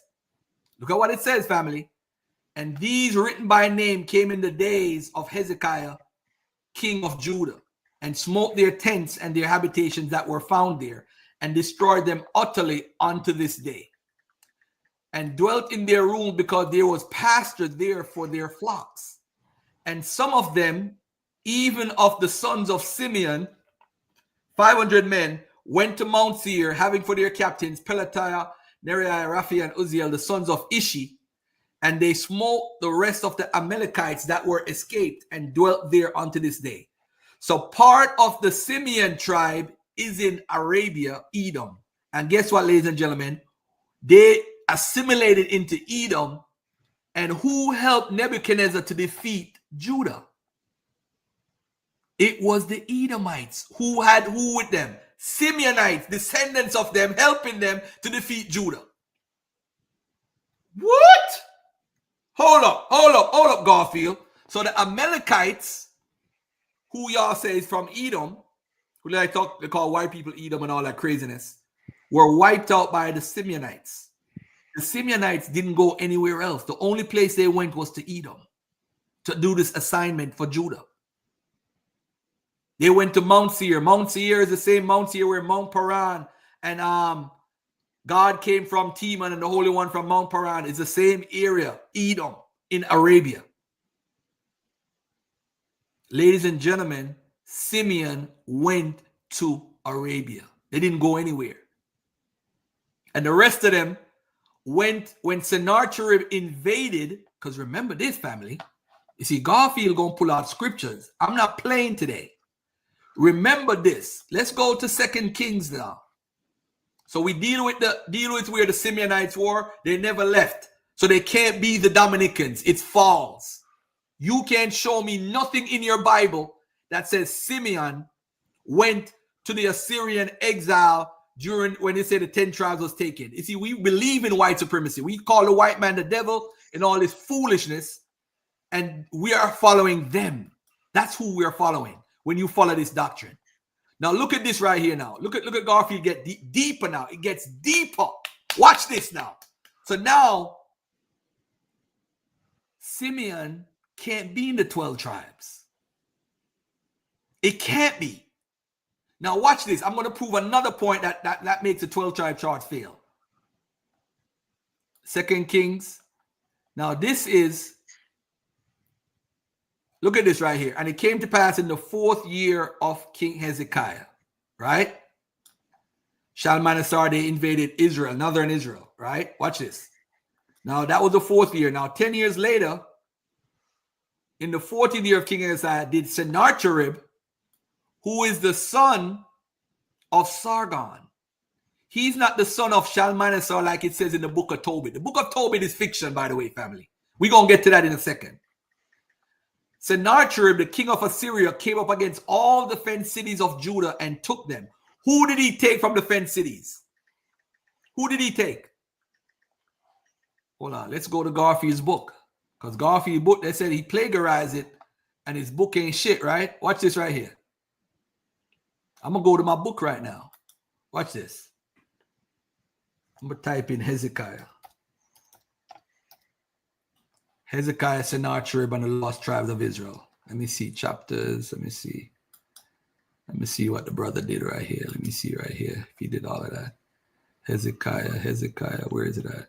Here we go. Hezekiah and the lost tribes of Israel. So chapter 6 in my book is called Hezekiah, Sennacherib, the lost tribes of Judah.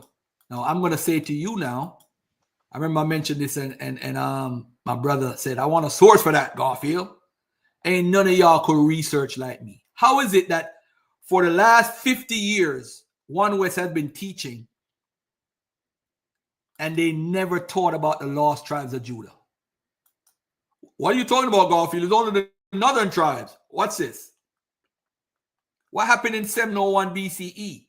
2 Kings 18:13 to 16. This is in my book. So he took them. And in the 14th year of King Hezekiah, Sennacherib, king of Assyria, came up against all the fortified cities of Judah and took them. Now look at what the Assyrian says. The Assyrian says, as to Hezekiah the Jew, he did not submit to my yoke. I laid siege to 46. Now they said, in the Bible, it says fortified cities, all the fortified cities. Now the Assyrian records say he took them from where? I laid siege to 46 of his strong cities, and I drove out of them 200,000 people. So he pretty much took all of Judah. Ladies and gentlemen, if he took all of Judah or the majority of Judah, where are they? Where are those people? Where are the lost tribes of Judah? How come nobody in One West taught you this?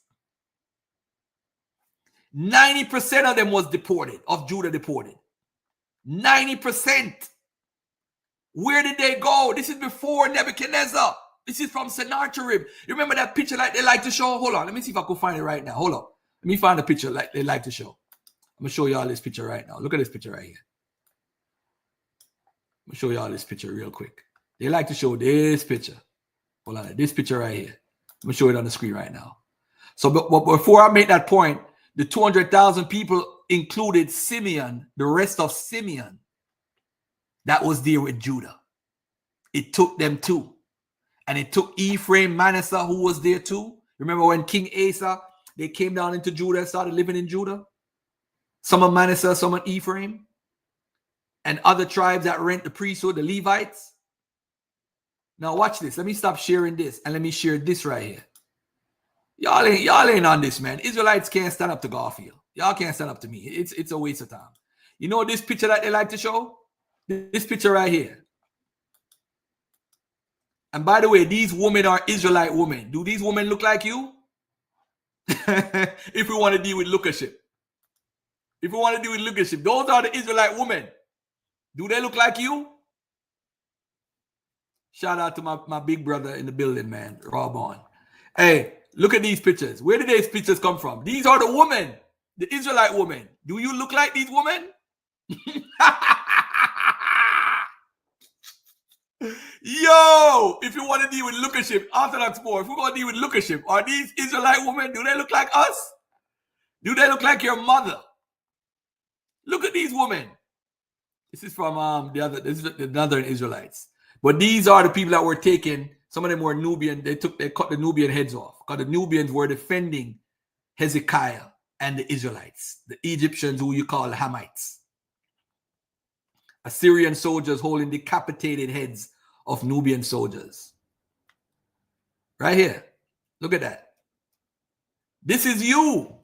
You saying, I'm the Israelite. If we lose in lookership, you don't look nothing like these people. Look at these people. Look at their noses.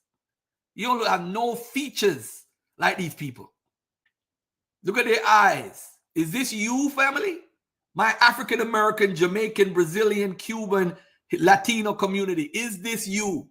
Because these are the women being marched to Assyria with cattle on the walls of Sennacherib. So when you say that the Israelites are black, this is Simeon and Judah going in, the lost tribes of Simeon and Judah going into Assyria. What happened to them? What happened to them, y'all? And this is y'all chart that y'all go by. I'm gonna show you another trick now. Let's show another trick. How Garfield gonna let a chart disappear? Look at this now. Look at this. Let me go back all the way up. Let me go all the way up back here.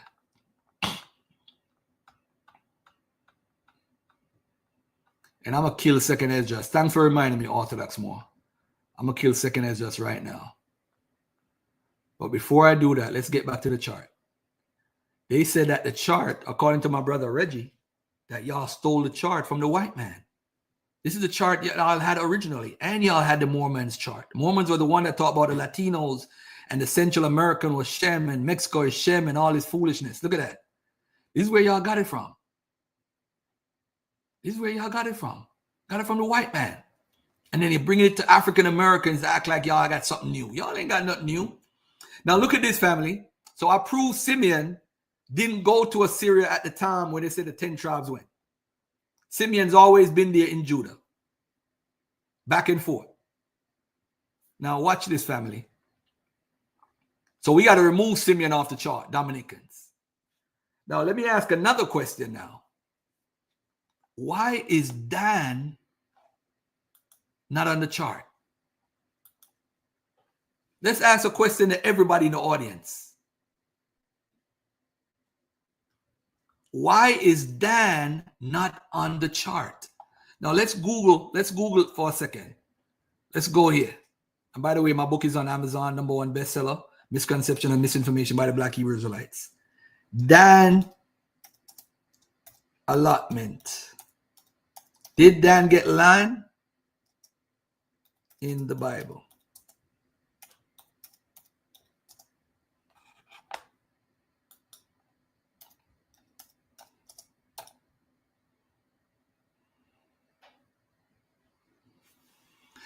Hold on. Joshua 1940. Joshua. Let me find it right here. Let's go to the book of Joshua. Book of Joshua. Chapter 19.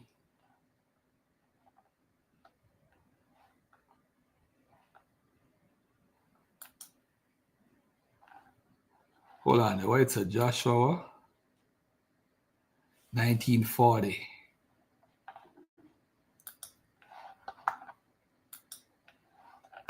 Let me do this.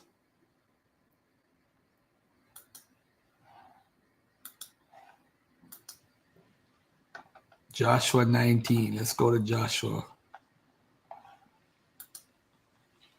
19 verses what? 40. Anybody want to chime in? Hey, what's up, Garfield? This OB. What's up, big bro? What's up, big bro? How you, man? What's up, bro? Yeah, man. No, I was saying that didn't Dan, they received land, but they were displaced or something, right? That's how I kind of remember something like that. Yeah, we gonna get into that right now. Yeah. All right. So Joshua points out, hey, Mama Steph, peace and love. Lord Abba in the building. What up, Lord Abba?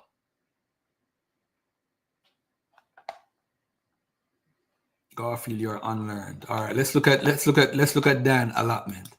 So it says, and the seventh lot came out for the tribe of the children of Dan according to their families. Right now, this is the excuse that they give us all the time. For those who don't know, Samson in Judges 5 is born. You see, he's have a supernatural birth, and he's a guy that is the main guy in Dan the tribe, right? So Dan did go against God's law and all that stuff. We already agree on that and all that stuff. But the truth of the matter is, if you look at this, it says a seventh lot came for the tribe, and the coast of the children of Dan went out too little for them. Therefore, the children of Dan went up to fight against Leshem and took it and smote it with the edge of the sword. So they had issues with the Philistines, right?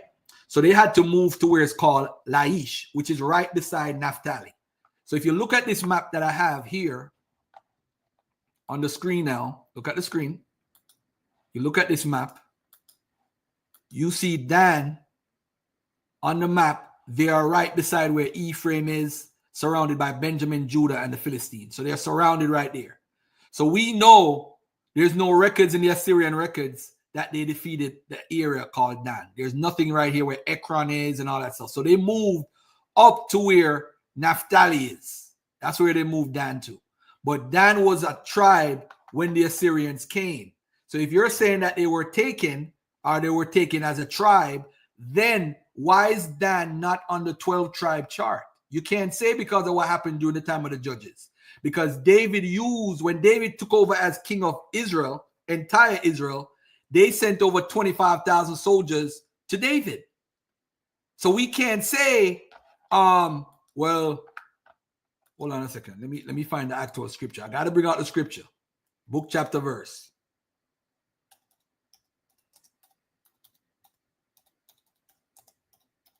To King David. Hold on. Let me get the verse. Let me get the chapter and the verse for you.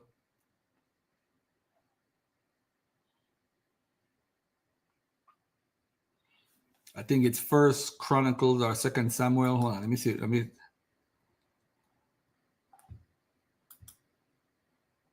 First Chronicles 21. Hold on a second here. Let me find it. First Chronicles 21. David counts his fighting men. First Chronicles 21. Let me find it real quick. Because we got to have it on our record. So they're like, what scripture did he bring out? He ain't bringing out no scripture. First Chronicles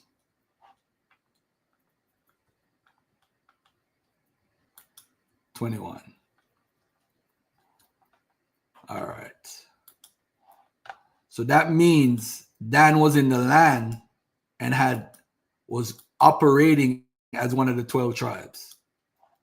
So what are we going to do now? We can't say they weren't there because they had land allotment. But when what you're teaching is just wrong on all type of levels.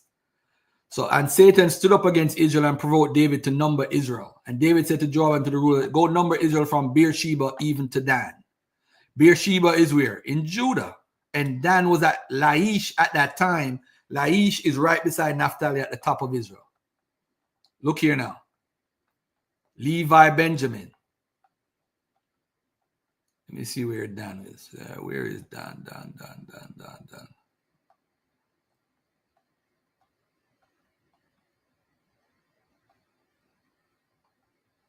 Where is Dan? Good old Dan. Where you at?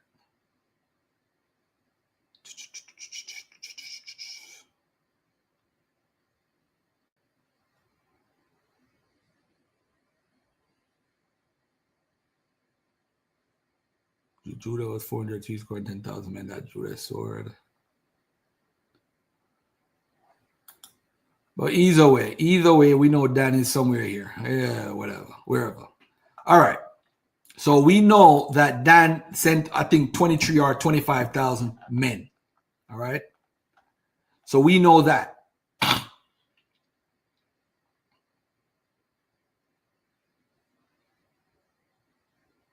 All right. So now these tribes, so these men from Dan, we have evidence that they're in Israel at the time. So if they're in Israel, they're subjected to be taken. If you're teaching that they were taken, like all the tribes were taken, if you teach that. So you leaving off Dan off the tribe, there's no reason for that. But nowadays, we know who Dan is because, of course, if you follow the Dagger Squad, we don't play games when it comes to these tribes. And what do they teach us about Dan? Let's take a look. This ain't my words. If Dan was deported, why are they not on the 12 tribe chart? The tribe of Dan, sons of Israel, are of Greek mercenaries hired by Egypt. Yep. So this is what they're talking about. If you go to Tell Dan, you see all the pottery from Greece that came to the area. The tribe of Dan, one of the 12 Israelite tribes, may have started as no such thing. New archaeological evidence suggests that the Danites originated with mercenaries hired from the Aegean and Syria by the Egyptian overlords of Canaan to keep order. According to the Bible, after the Israelites conquered Canaan, the land was split between the tribes, with the exception of the tribe of Dan. Bitter at their lot, the tribe went northward, conquered and destroyed the city of Laish, then rebuilt it and renamed it after their ancestor. Judges 18:1-29. And the coast of the children of Dan went out too little for them. Therefore, the children of Dan went up to fight against Leshem and took it and smote it with the edge of the sword and possessed it and dwelt therein and called Leshem Dan after the name of Dan their father. So we have the records saying that these Israelites were actually Greeks. They're from the Denian tribe. I won't get into that. If you look at Dan, where Dan is located, you'll see that the story of Jonah is what? Swallowed by a big fish, right? Hercules was in the same area and swallowed by a big fish. He was in the fish for how long? 3 days and 3 nights. So was the Hercules Denian tradition of 3 days and 3 nights. So you see the connection with the Greeks. You see it in the storylines. You see it with the oral traditions. All right. So now, why is Dan not on the tribe? Why is Dan not there? It don't fit. Don't fit what you're trying to do. Let's fit it. So how are you saying Simeon is a part of the tribe, but Dan is not a part of the 12 tribes, but you made Levi. Levi didn't get any land. How is Levi getting the tribe? How is Levi on the chart? How? All right. All right, go ahead, guys. Go ahead. Anybody want to chime in? Go ahead. Well, you know, the chart is not it's artificial. So, you know what I'm saying? It's hard to, you know, you can try to put the pieces and make them fit, but it won't fit organically. So I don't see why not. So what is their list, Garth? What's their 12 tribes? I know you probably brought up a what's the name before. Could I see it again? Right here, my brother. I got you. Right there. I'm not seeing it. Oh, you're not. Hold on, my bad. Hold on. So you believe that chart is official? You don't believe that it's artificial? Like you Well, no, how it's based how do off you of determine? Go ahead. I was saying how can you like accurately determine like the placement of the so-called like tribes and where they've been dispersed? Like how can you like do that with that chart? Well, I don't think that determination supersedes the fact that there was supposedly, according to narrative, 12 sons of oh goodness, was it Jacob or Israel? I forgot what his name was, but there's 12 sons. So that's just basically what the tribe is trying to describe, how these 12 sons of, I believe, Jacob or Israel, whatever his name is, became later what we know as the world today, the races today. So that's, I mean, where they were or territorial wise, I don't think that's too much important. I mean, I would love to know that, but it's not that important. Okay, so it's Judah, Benjamin, Levi, Simeon, Zebulun, Ephraim, and that's crazy to me because so they split the tribe of Joseph. So the Ephraim and Manasseh is supposedly the tribe of was originally the tribe of Joseph, but they took out You know Dan. what would have made sense if they made Ephraim and Manasseh, Puerto Rico and Haiti. That would have made sense because they're right Yeah, beside each other. But that don't exactly. make no sense, y'all. Yeah, that's weird. That's weird. That's okay. Go ahead, brother. I just wanted to know what was the actual list. Okay, I get it. All right. So now, ladies and gentlemen, Remember in Chronicles that I showed earlier? Let's go back to Chronicles again. I showed Chronicles where it says, First Chronicles 5:26. Let's go to First Chronicles real quickly. First Chronicles. I'm already in Chronicles, but let's go to 5.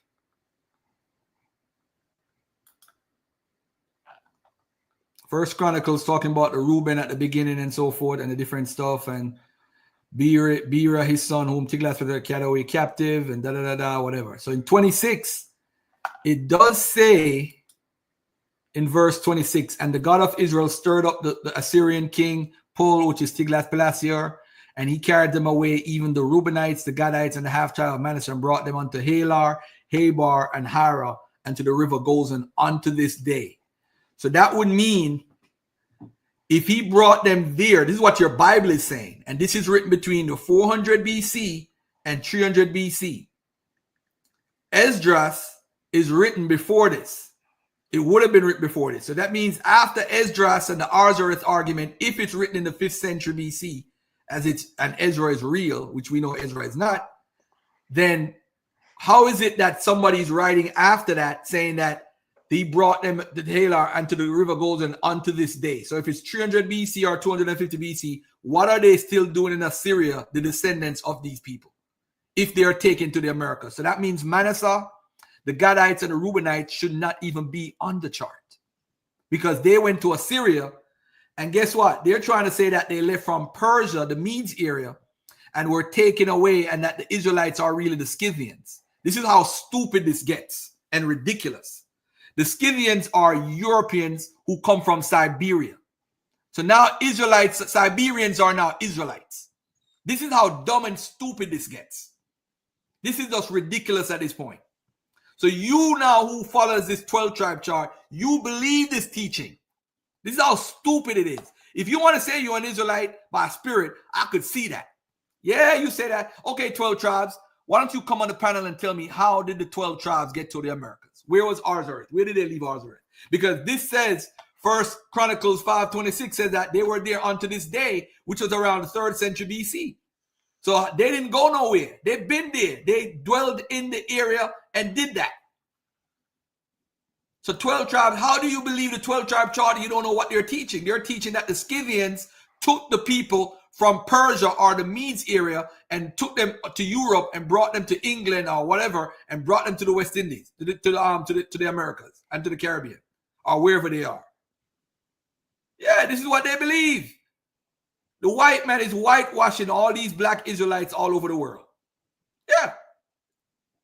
So 12 tribes, how did you get to the Americas if you're part of the 12 tribe? How did the Mexicans become Issachar? How?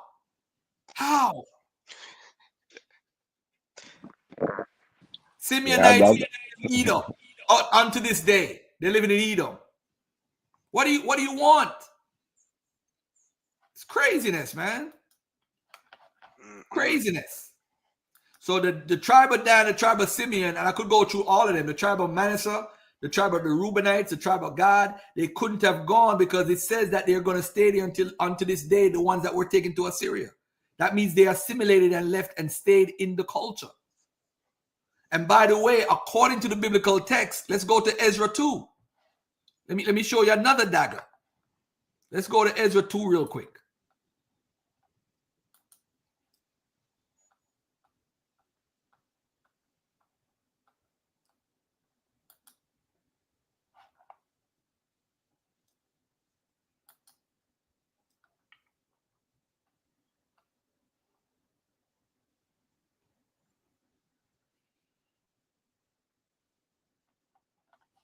Oh, I'm sorry, Ezra 1. I'm sorry. Let me show this right here. Look at what Ezra says. Look at this. It says, now in the first year of Cyrus, king of Persia, let me see if I'm being shown. Okay. That the word of the Lord by the mouth of Jeremiah might be fulfilled.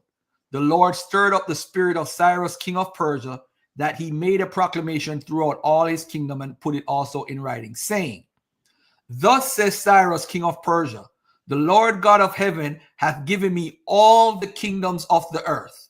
Now, ladies and gentlemen, did Cyrus rule in America? Did Cyrus rule in South America? Did he rule North America, Central America? Did he rule West Africa? Did he rule South Africa? Did he rule North Africa? Yeah, he probably did have a province in North Africa. But let's look at this. It says all the kingdoms of the earth. So you see when it says all the kingdoms of the earth, the known kingdoms. They didn't know West Africa. They didn't know West Africa. They didn't know North America. And he has charged me to build a house at Jerusalem, which is in Judah. Now, watch this now. This is the dagger right here. Listen to this. Who is there among you of all his people? Now, ladies and gentlemen, remember the northern tribes were taken, right? Remember it says in 1 Chronicles 5:26, Halar, Habar, under Gozan, and the cities of the Medes, right? Now watch this. The ones that were taken, the Reubenites, the Gadites, and the half tribe of Manasseh, is included in all his people. Their descendants, the northern tribes. Again, he said, who is there among you, all his people? Because remember, Babylon took over all the areas of Assyria. So whoever is there in Assyria or in Babylon is now under the Persian Empire. So he said, who is there among you of all his people? Who is God's people? It can't be just the Judeans. It's all his people. His God be with him and let him go up to Jerusalem, which is in Judah. So he's telling everybody to go back to Jerusalem. You have a choice. You now have a choice, northern and southern. Because you look in the, if you look at the sacrifice in Edras 6, y'all think Garfield don't know this text, right? Look at this, look at this right here. Let's go to Edras 6 real quick. Hold on one second. Let me get to Edras 6. Look at Edras 6. Since Garfield is BSing, right? I don't know what he's talking about. He don't know the Bible. You can't listen to him. He's not anointed. Come on.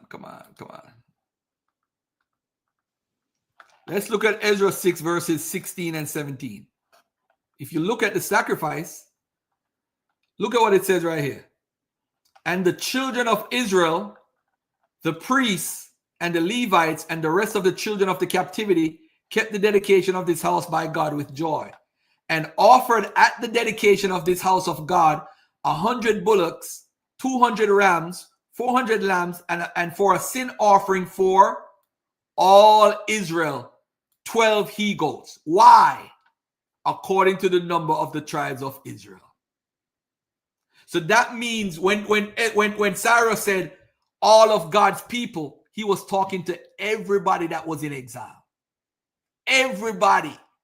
That's why Isaiah 11:11 is important, because it's referring to the northern tribes, not the southern tribes, the northern tribes, and it names them out. He said the people who was in Parthos, in Egypt, the Parthian culture, which is where the Elamites are. The Elamites, he talk about the Elamites also. That's in Persia. That's in the Medes. So 12 he-goats. So that means they had a choice, but the majority of them stayed in Babylon. This is the key. That's where the Al Yahuda tablets, the red book, comes up, where it shows them having 13 different towns that they control. And they had one that was called Al Yahudu, which means Judah town. They built a town called Judah town in Babylon. They built a town called Kingstown. I don't know if they were Jamaican. They built a town called Kingstown also. It's crazy. So you are saying that these people now, and if you look at the list, you'll see some of them are said to Israel. Some of the lists in Ezra and Nehemiah. Because 42,000 people came back. 30,000 was Judah. 12,000 was northern Israelites. Those are the people that, so all of them came back. All of the tribes came back. That's why you're sacrificing to 12 tribes. Let's go. Let's go.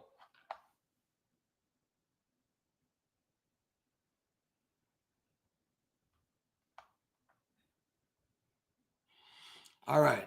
Anybody want to chime in?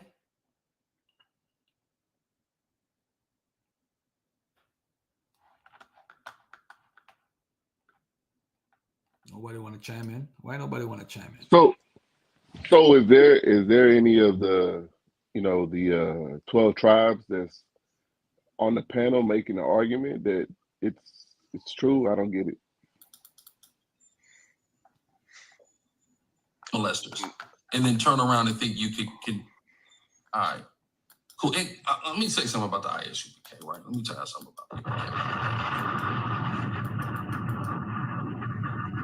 Why is it not pausing? Why is it not pausing? Let me tell you something about ISUPK, right? All right, cool. I got it. I just want to play that video. Let's take a quick break. I'm gonna show this Guerrilla Hebrew video real quickly. Where he said he claimed he saved Brother Tazarach life from a brother shooting him. I just gotta play this clip real quick. Hold on 1 second. Let me do this. Everybody mute up real quick. Molesters, and then turn around and think you can. All right, cool. And let me say something about the ISU, right? Let me tell you something.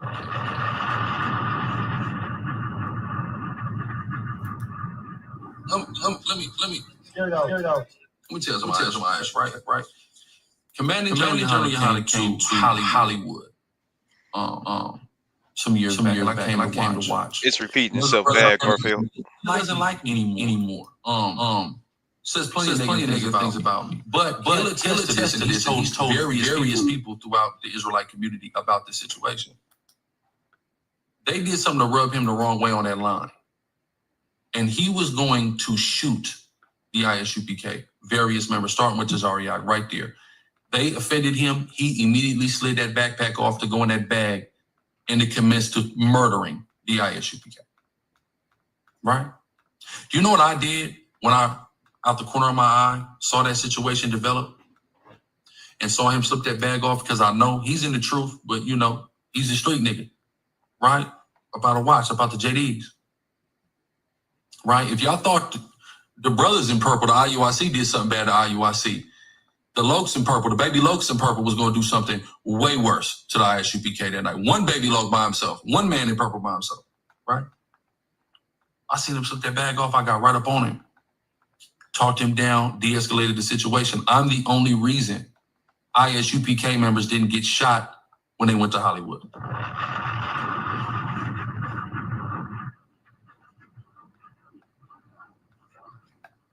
Eleazar Maccabees, the rogue Hebrew. That's what I'm talking about. Y'all can ask. All right. What y'all think about that? That's crazy. Yeah, I hate to see them going back and forth like this, man. Like, cause this, like, they really bringing it. In my opinion, they bringing us stuff that made them brothers in the first place. You know what I mean? Like, people walking up into your house or into whatever and trying to, I guess, threaten to shoot you up, and another brother coming to help you out. Usually, that creates like long-term bonds, and it's like them separating. Now they using it. It's like, oh, I did this to help you out. I did this to help you out. Yeah, I hate to see it, man. I ain't gonna lie to you. Hey man, I'ma do it the same way Tazarach would say. I like to see the blackity blacks go at each other. Hey, I like to see the nigga brews go at each other. Facts. Yo, listen, man. I've just been listening in the chat. I'm not staying up here. There's a lot of you guys in the chat that got a lot to talk about. I'm trying to figure out in your Bible, Peter 1, it says you're supposed to defend your faith. You got this heathen up here beating the shit out of your daddy's book. Why don't you come up here and defend your father's book? This is what this platform started on. Yo, the older brothers was never scared. They was here. LaRon was here. James was here. Alvin was here. They was ready for battle. I don't know what you new generation nigga brews are, man. You need to hit the link, man. I'm gone, man. Hit the link. The mental. What up, though? What up? You good? Yeah, I'm good, man. All right, cool. I just wanted to control these guys, man. I need to see something, man. Like, I want to see some new stuff, man. Like, I don't want to hear about curses, and I want to see what the new people got. Seems like they ain't got nothing new. I don't know. That's a fact. Hit the link. Let them up, Garfield. They ain't coming. They ain't coming nowhere. Oh man. So yeah, nobody. go ahead. No, I was saying I thought so no one hit the link who is of the so-called 12 tribes to defend. That's what I thought. My bad. Oh, let me deal with second Edras, by the way, too. Let me deal with that before I do anything else. Let's deal with second Esdras. I want everybody to look at my screen, right? My screen is I'm gonna put up the regular screen so I could Google, so everybody could see I'm Googling. I want everybody to see what I'm Googling. All right. So right here, I'm gonna put Google on the screen. All right. Is my screen black? All right, cool. All right. Watch this. Let's look at second Esdras right here. Second Esdras, the book. Second Esdras. What does it say? All right. Okay. So now we have an article by Bible Gateway. We got AI. We got Wikipedia. We got Bible Study Tools. We got University of Michigan. We got Britannica. Okay, let's see what the Britannica says. March 27, 2025. Usually, the consensus is what the Encyclopedia Britannica says. Let's see if I could bring this up on the screen and see what it says. All right, and I want everybody to watch what I'm doing. So this is second Esdras, ladies and gentlemen. I'm going to make this bigger so you at home could screenshot it. Garfield is not making this up. The second book of Esdras, and by the way, to the second book of Esdras is called the fourth book of Ezra, and it's for chapters 3 to 14, because second Esdras, that's in the King James, is 3 different writings that they compile together. So for those who don't know that, now you know. All right, now watch this. The second book of Esdras, but the chapters 3 to 14 is the first part that's written, not the first 2 chapters, the chapters 3 to 14, the part that mentions Arzareth. Watch this. Second book of Esdras, apocryphal work printed in the Vulgate and many later Roman Catholic Bibles as an appendix to the New Testament. That means it's not in any canon. There's nobody that have it in their canon. It's not in nobody's canon. Anybody that have a Bible, they put it in the appendix as a separate from the canon. I'm going to make that clear. Jerome did that. Jerome said, nah, this ain't a part of the canon, but it's a book that y'all could read, but it ain't a part of the canon. This ain't no God-inspired book. All right? That's Jerome in the 4th, I think the 5th century or 4th century BC, AD. All right. It says, many later Roman Catholic Bibles and an appendix to the New Testament, a central portion of the work. And notice they put it as an appendix to where? To the New Testament. Why not the Old Testament if Ezra wrote it? Why the New Testament? But anyway, consisting of 7 visions revealed to the seer, Salathiel / Ezra. Now watch this, family. Why does it say Salathiel, that's Ezra? Because in the oldest Latin versions, chapter 3 starts, it says, I am Salathiel, also known as Ezra. Whoever knows, so Ezra the prophet didn't write it. This is just show you how confusing this is now. Ezra the prophet didn't write it, ladies and gentlemen. It was Salathiel, who is also known as Ezra. For those who don't know who Salathiel is, that's Zerubbabel's father. That's not Ezra the prophet. So you argue with Garfield while this is in the book that you believe in. Not me. That's this book. Now watch this now. It says it was written in Aramaic by an unknown Jew around 100 AD. Okay, Garfield. Around 100 AD. Now, this is serious now, right? This is serious. What's up, big bro? What's good, family? All right, cool. You wanted to jump in? I see you jumping. You want to say a specific point or you want me to finish? Yeah, go ahead, finish, man. Absolutely, right, finish. Cool. So now we look at the second book of Ezra. It says around 100 AD, around, right? That gives us a range. Now look at what it says after that. It said in the mid-2nd century AD, a Christian author added an introductory portion, chapters 1 and 2, to the Greek edition of the book. Now that version, that chapters 1 and 2, is written in Latin. So that's giving you a time period when this happens. But they're saying it happened around mid-2nd century. Whoa. I thought Ezra wrote this book in the 5th century BC. So now then we look to the Greek edition of the book, and a century later, another Christian writer appended chapters 15 and 16 to the same edition. So that means when Irenaeus was reading it, y'all, at 180 AD, he didn't have chapters 15 and 16. He probably didn't even have chapters 1 and 2 either. But he had 3 to 14, definitely. And a matter of fact, we don't even know if it's the second Esdras. It could be the second Esdras from the Septuagint version, which is really first Esdras in this. Yeah, it's just very confusing. But anyway, it is possible that the whole Greek edition, from which all subsequent translations were derived, the Arabic version having been lost, was edited by a Christian author, because there are passages in the central Jewish section that reflect Christian doctrines on original sin. Second Esdras is concerned primarily with the future, but the bottom line is it's 3 different books. I'm going to go back a little bit, right? And then I'm going to go right here and see where else does it say second Esdras. I'm going to find another article. Let's go. Second Esdras, Bible Gateway, second Esdras, the Society of Old Testament Study. This is not Garfield's website. I'm just going on Google and going through. All right. Let's look at what the Society of the Biblical Old Testament says. All right. This is not Garfield now. All right. It's them white folks, not me. All right. All right.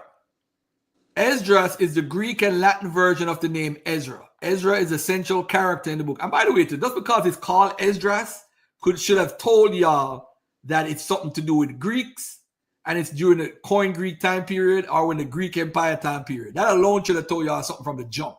That's Why correct. is Ezra called Ezra and this is called Esdras? That's correct. That's correct. Big time hint. So it is usually known as second Esdras in English, but there's no uniform usage.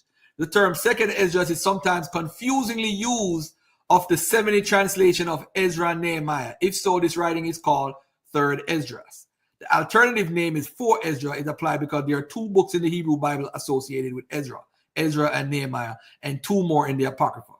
Second Esdras or 4 Ezra is the name applied only to the core of the present book. Chapters what? 3 to 14. Chapters 1 and 2 are called 5th Ezra, and chapters 15 and 16 are called 6th Ezra. The book of Ezra is in the Jewish canon, and the Apocryphal of 1st Esdras both tell the story of the rebuilding of the temple in the Persian period under Joshua and Zerubbabel, and then the story of the scribe and priest Ezra who brings the law. In 2nd Esdras, the name of Ezra is used for the central character, but he's concerned about why the temple and the Jewish people are in such a low state. Little else matches Ezra and 1st Esdras. Okay. 2nd Esdras is unknown to either the Hebrew Bible or the Greek Bible. So now, this is important because we have something called the Masoretic text. We have the Samaritan Pentateuch. We have the Dead Sea Scrolls, and we have the Hebrew Bible.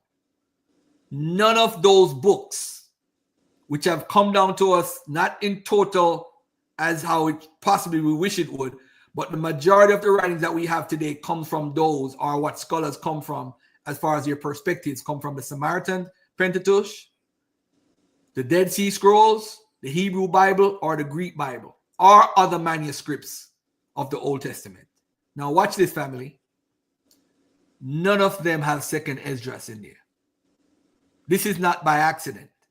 So so 2nd Esdras is unknown to either the Hebrew Bible or the Greek Bible, being known in ancient times only in what? Latin and Syriac. But since the Council of Trent, the Catholic tradition has considered 2nd Esdras to be non-canonical, but places it as an appendix to the Vulgate. The same thing Jerome did in the 5th century. So nobody puts it in their canon before. As a matter of fact, Martin Luther didn't put it in his canon. He put it as a separate to the canon in 1526. So he was the first to say, hey, I'm going to use this book. I'm going to use it separately. It's not going to be my canon, but I say y'all could probably read it. It's not a holy book or inspired. All right. So 2nd Esdras, again, 2 examples. Look at this again. Date and authorship. There's no genuine connection with Ezra. Garfield is not making this up. This is not my website. I don't own this. This is them folks' website, not mine. Again, the book itself is generally associated with a group of writings that are thought to have arisen about 100 CE, including 2nd Baruch, the New Testament book of Revelation, and the Apocalypse of Abraham.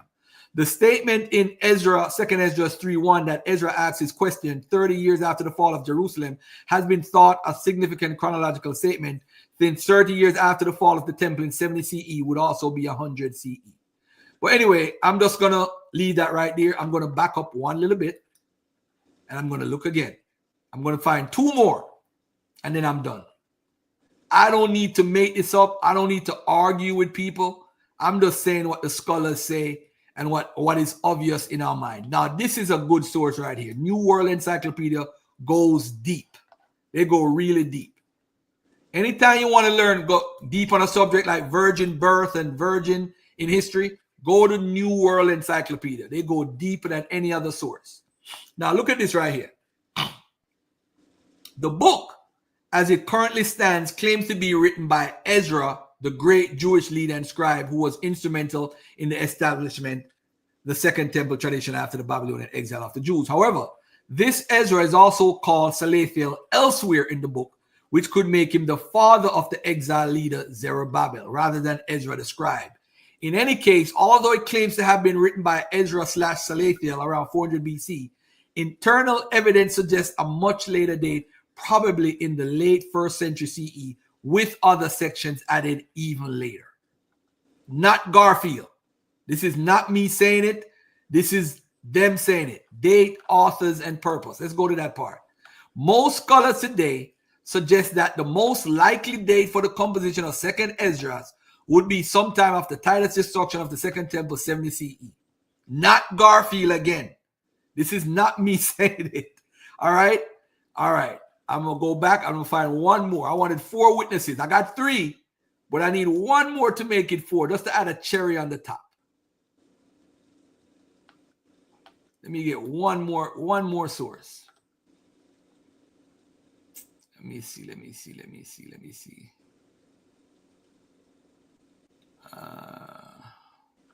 Let's go to Oxford reference right here. This probably needs to be blown up so everybody could see it. Nah, that's not an article. But you know what? Let me get off that screen and let me say this to everybody. Everybody. Second Esdras is a book that was written after the 1st century. Part is written the 1st century, part is written the 2nd century, part is written the 3rd century. There's nothing God inspired about the book. The person is just regurgitating other stuff from other books, and it shouldn't be taken literally. All right, anybody want to chime in? Oh yeah, peace to the panel, man. I'm a little bit late, man. I tried to catch my good brother Rob Bourne, but he got out before I can get on. But I agree with you. This is why I often don't teach from or use Second Edras. I don't use the apocryphal books of the Second of Edras. I just don't, because it's in my studies. You're absolutely correct. I don't see any mistakes or mishaps with what you just read. I agree with all of that. I do substantiate chapters 3 through 14 as being more of the solid books and everything else added after that. You'll find that a lot with other books as well, but I'm sure you know that. There's some other books that you've mentioned that are like that as well. But yeah, I don't agree with that. Actually, I think this is a pretty good lesson. It's a pretty good conversation as to why you see a lot of the camps use that, right? They go to it a lot as proof text for some things. I don't, simply because of that. It's just it's written a lot later, and as you read it, you can tell they make mentions of things that we know didn't exist until after 70 AD. So yeah, I think that's a good breakdown on it. I don't disagree with that at all. What's up, Mika? Starting trouble. Sister Mika. I'm just here to make sure y'all keep the peace, and I'm listening. I'm trying to get this thing going, but let me hear y'all talk. Yeah, all right, no doubt. All right, I want to say one more thing about Issachar and Mexico, right? When you say the tribes, and for those who don't know, there's nothing explicit in the Tanakh. I'm gonna say it again. The Tanakh is the Old Testament. There's nothing explicit in the Tanakh that tells us Issachar, Zebulun, Asher, Dan, or Simeon was taken in the first exile by the Assyrians. There's nothing explicit in the Tanakh. Now what we know though is that the Assyrian records and the Israelite records kind of match. So when I read the scripture that talk about 1 Chronicles 5:26, It's telling you they took the Reubenites, the Gadites, and the Manasseh to Halar Habar near the Gozan River, or near the Kabar River. This is actually true in the Assyrian records. But it's saying that they lived there up until that day, which Chronicles was written between 400 and 300 BC. And how we date Chronicles have 8 generations of the king called Jeconiah. His eighth generation, last person that's mentioned in Chronicles that we know of in the history is Anani. Anani is 8 generations, and there, if you date 8 generations, it's going to be between 25 and 40 years. How they're dating how people live. You know what I'm saying? That's their own estimates. So if the person lived 200 years after Jeconiah, that means it's 400 BC. If it's 40 years, that would be 320 years after that, which would be around 280 BC. So Chronicles, the person who is writing it, which is a very important book in the Bible because it's actually giving the genealogies and the chronology, and it's very important in understanding the biblical context of David and the lineages. So I'm saying to everybody who is watching, go and say, why would the writer of Chronicles say that the people still live there, but you are teaching that the people left and went to and become Arzareth and whatever? It's contradicting each other. So if Esdras, say Ezra really wrote Esdras, it would be around 400 or 450 BC. Chronicles is written around 300 BC. It's written after. So they are telling you that these tribes, Reuben, the Gadites, and the Manasseh, is still there. So they had the opportunity to come back when Ezra 1 verse 3 says that all of God's people, which include all the people that went to Babylon, went to Assyria, all of God's people, don't say southern tribe only. It's all of God's people, which means they are Israelites, whether they're from northern tribes or southern tribes. So they had the opportunity to come back. But a lot of them remained in Babylon because, for example, Nebuchadnezzar gave them income-producing land and produced 13 different communities, which expanded to around 30 by the time we reached the Artaxerxes, where we see in the Marasha archives. So if you know the history, you see that these people stayed and established. Even when you look at the Kittus War, the majority of the people who are Israelites lived in Mesopotamia. So this is why when you look at Acts 2 verses 3 to 15, you see all these people coming down for Pentecost. There you go. The Parthians, they're coming from Elamite. These are Israelites who remained, and their descendants continued to live outside in the diaspora instead of coming back to Judah and live. I think people just don't understand that. And it's crazy. But I will say this though. The tribe of Dan, no matter what they did during the Judges time period, they were still considered a part of the 12 tribes because David used them, the 25,000 or 28,000 soldiers, and you see them documented even after the exile, you see Dan being mentioned. So I'll say to everybody, Dan should have been on the 12 tribe chart. There's no reason, because if you're teaching that all the 10 tribes were taken, what happened? Did Dan say, hey, I'm going to turn back on the way and say, hey, I'm not going to go again? Because Dan would be included with that teaching, that because we're taking it. You see, we got this from white folks where they say all the 10 tribes went. All the 10 tribes didn't go. So this is why I'm making a mark now in history by pointing out that Reuben, Gad, Manasseh, Naphtali, and Ephraim is well documented in the Tanakh as being taken to Assyria. There's no doubt. Now with Issachar, Zebulun, Asher, Dan, and Simeon, we don't have anything in the Tanakh that says, hey, they were whatever. With Simeon lived in Judah. So we know the Assyrians did not take them because Judah surrounds Simeon. And there's nothing in the Bible that says that the Assyrians went into Judah and got Simeon. There's no records of that. Simeon also was assigned to kill off the Amalekites in 1 Chronicles 4:43. So we know where Simeon is. Now, outside the Tanakh, you have apocryphal writings and extra biblical writings. Simeon is documented with Judah as going with Sennacherib when he took them, the majority of them out. Now, that's possible when Simeon left the land. But outside of that, they were in the land of Edom, and they were also assimilated to the point that they may have also come with Edom when Edom helped Nebuchadnezzar to fight the Judeans in that little war, that skirmish that they had. Because remember, they were awarded land up to Hebron. They were given Hebron all the way back to the border of Judah, back into Edom. All right? So that's that. I wanted to do one more thing. On the 12 tribe map, they have. Hold on, where is this 12 tribes at? Hold on.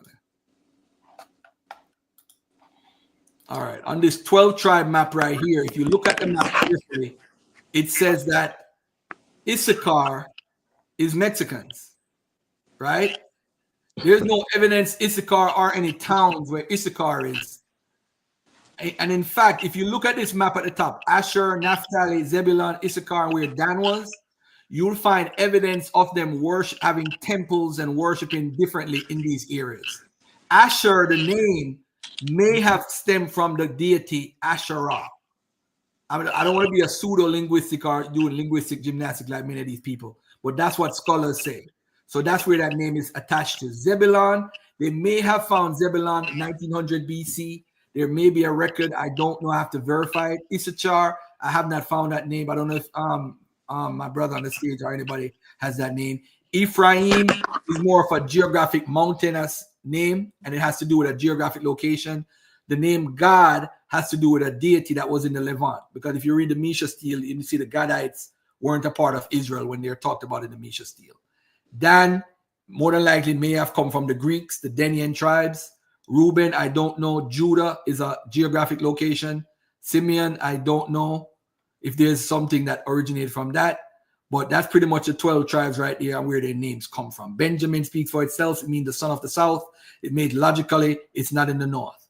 Now, another key now, let me get out of this page right here, right? And show this screen real quick. The reason why I point out Issachar as the Mexicans, because in my debate with my brother Grla Hebrew, he pointed this out. I don't know if anybody agrees with this, that Issachar is what do you call it, the Mexicans or whatever. But the name Issachar de Matamoros is not from Issachar. And that's why he played a word game in our debate. I never responded to it because I never really heard it before. And I don't really believe anything any Israelite says.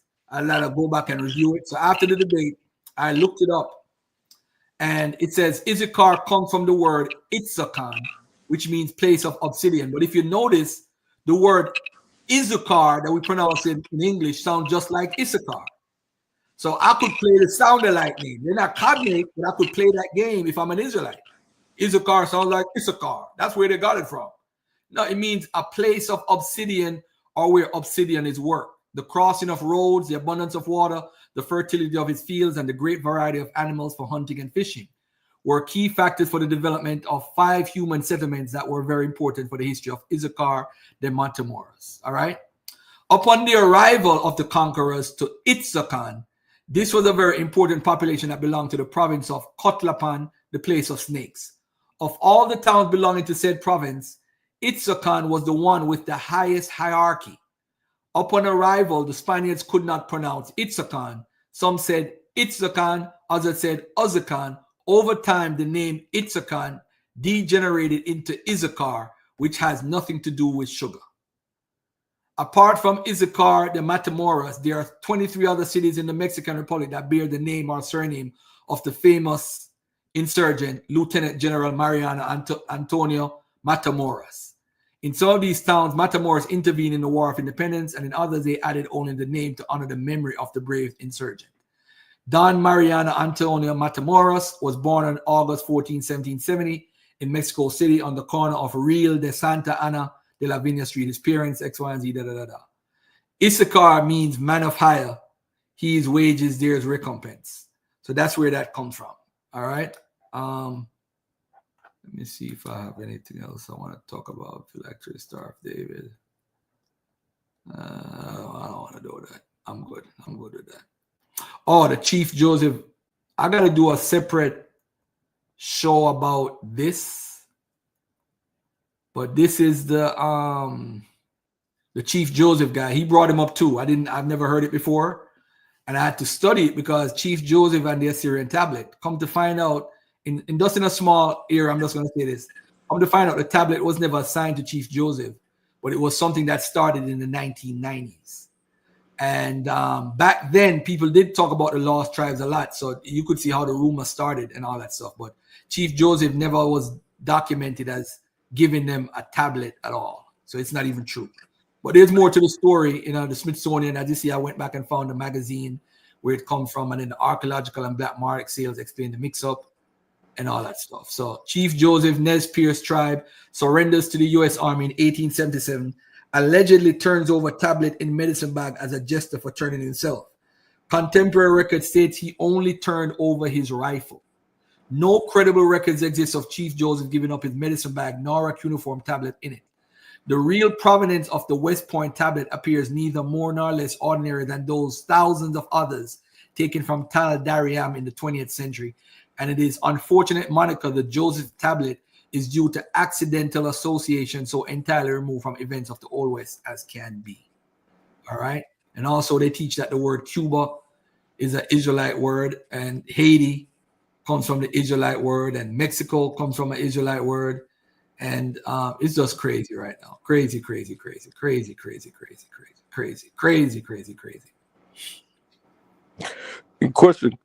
Garfield.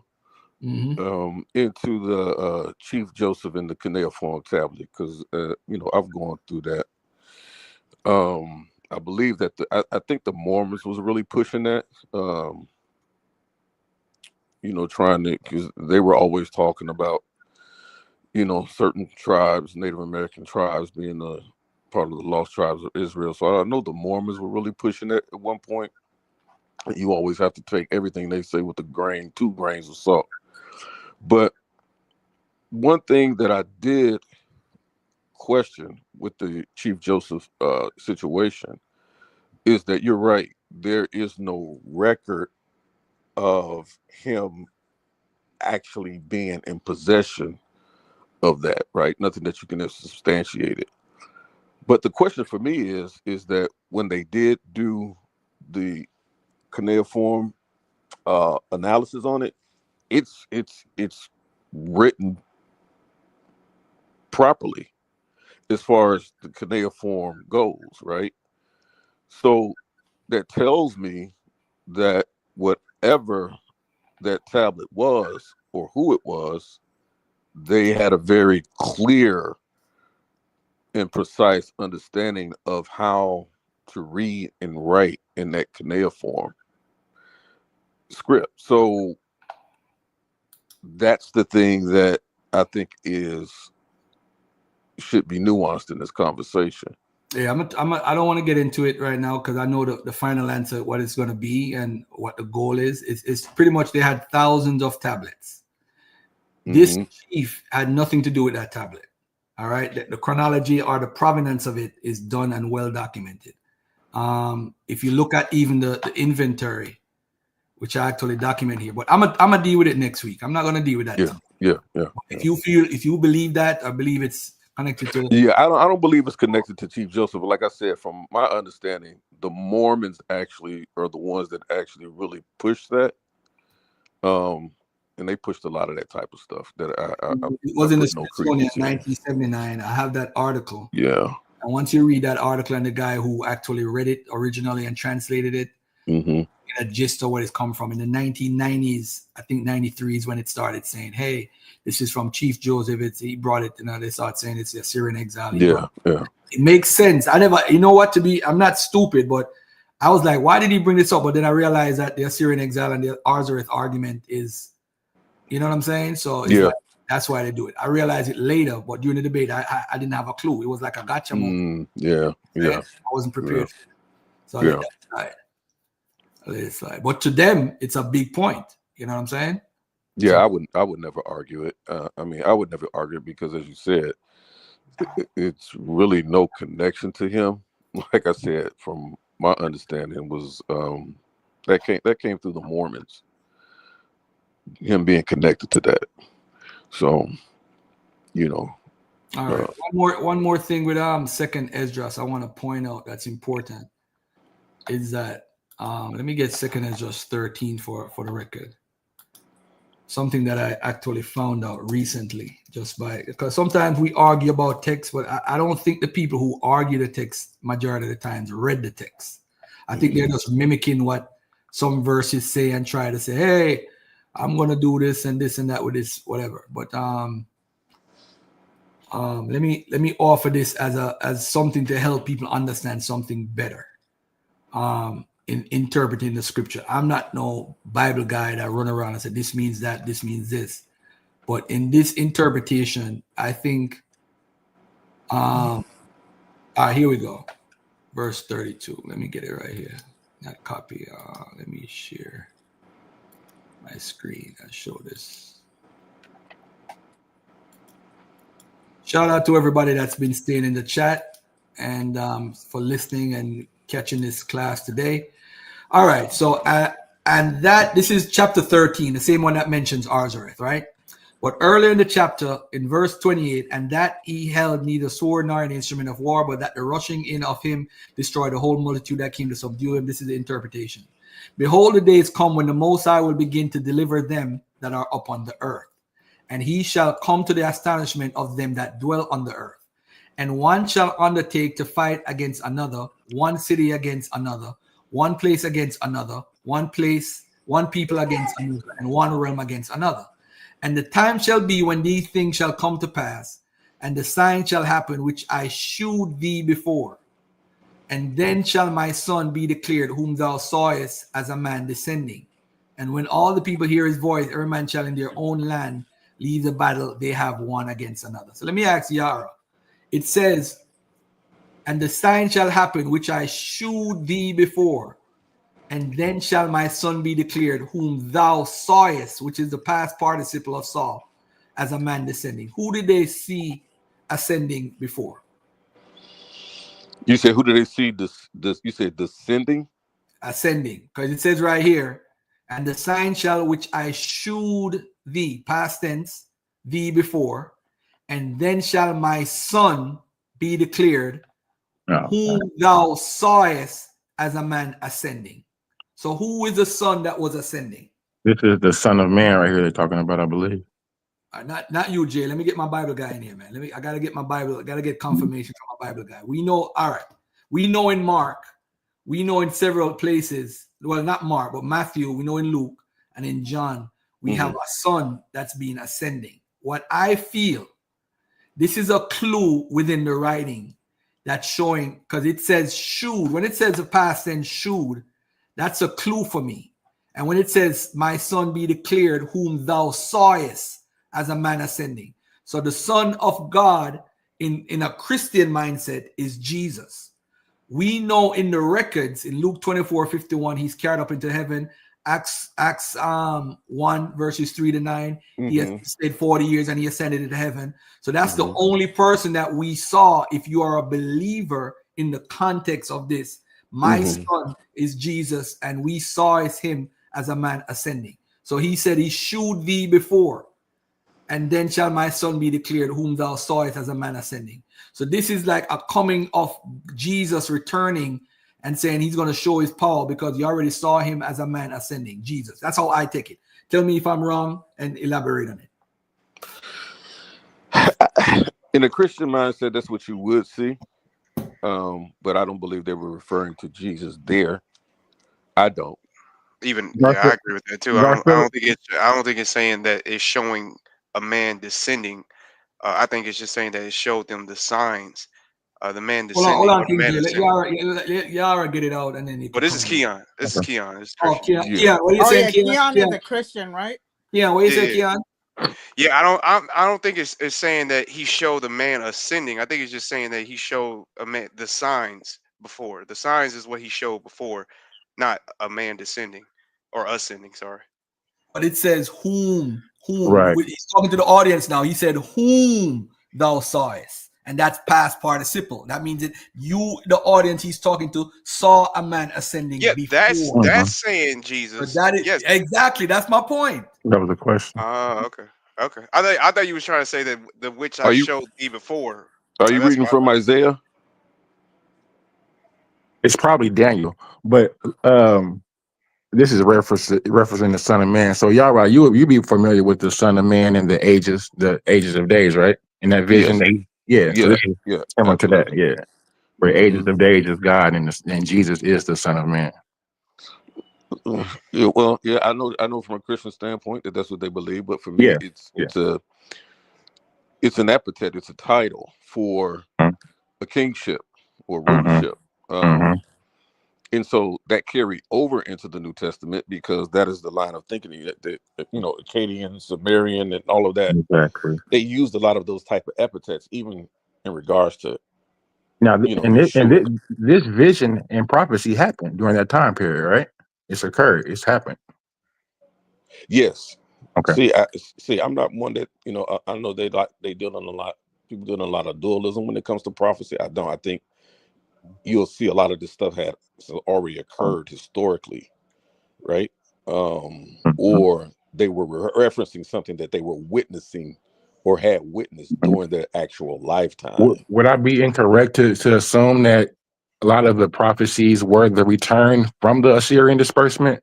It Back was to a lot okay. of it had to do with their return. So that's why I Mm-hmm. was asking what chapter is he reading from? Mm-hmm. It's probably Daniel or Isaiah. Got to be either one of them Yeah, two. that's what I'm thinking is Isaiah. So because if I can confirm that he's actually reading from Isaiah, then Not Isaiah, brother. No, my point is this is from second Esdras. That's what I'm trying to point out. Oh, that's from second Yeah, Ezra. it's second And Esdras. so that's what That's why we yeah. know this is written in the first century. He's talking to a Christian audience. That is my point. Yeah. So for that's why. sure. Okay, Sorry, bro. I I get should it have now sure. because that's why I'm not familiar with that because I don't delve into Ezra's like that Y'all right. Ezra. because I know there's too Okay. many issues with it that you can't really substantiate, and then it's written just as he said at a later date.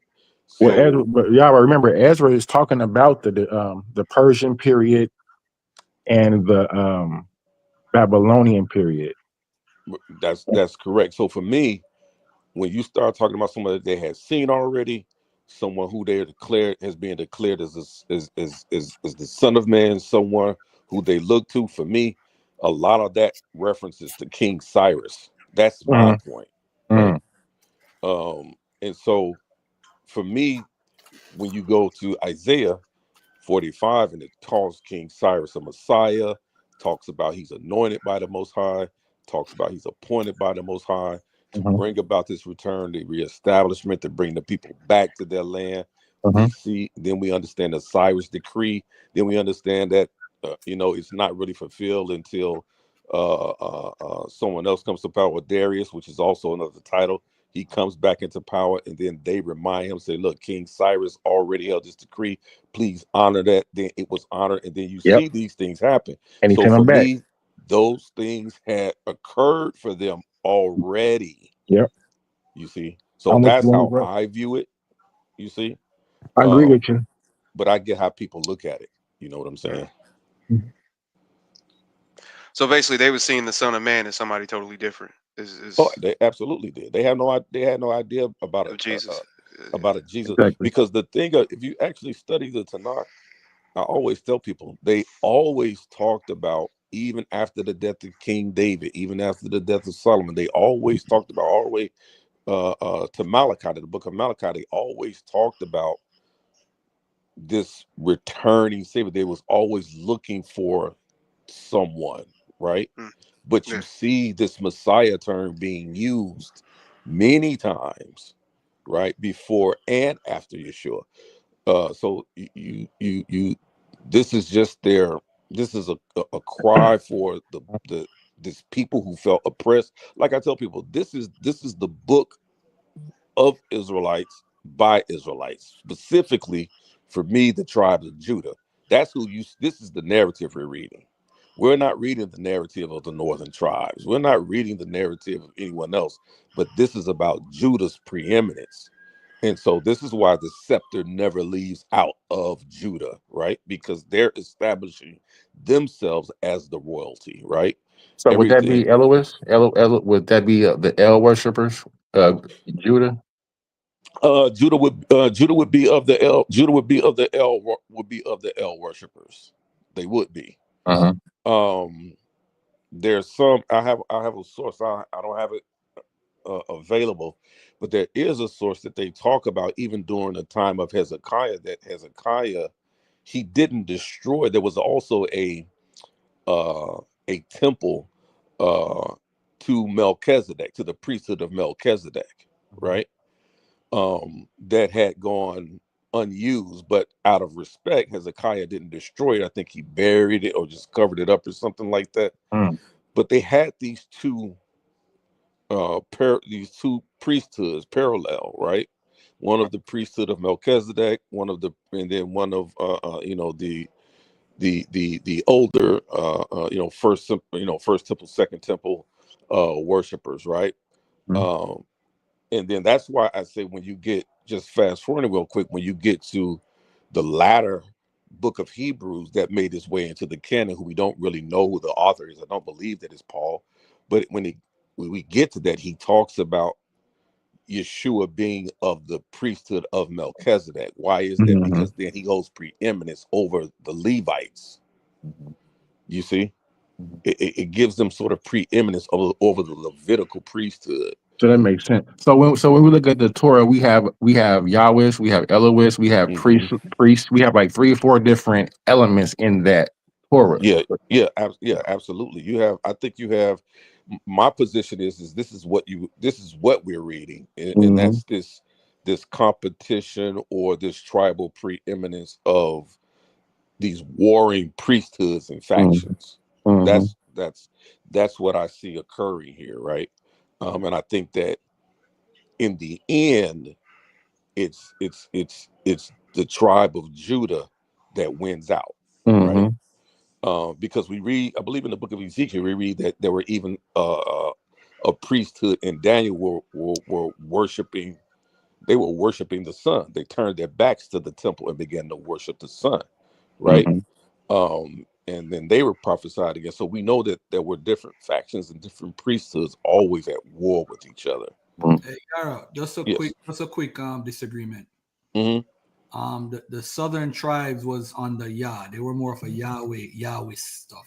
That's what they were under, not El. You're correct. I misspoke. Yara, when you mentioned Ezekiel, we see that power of El in his name, correct?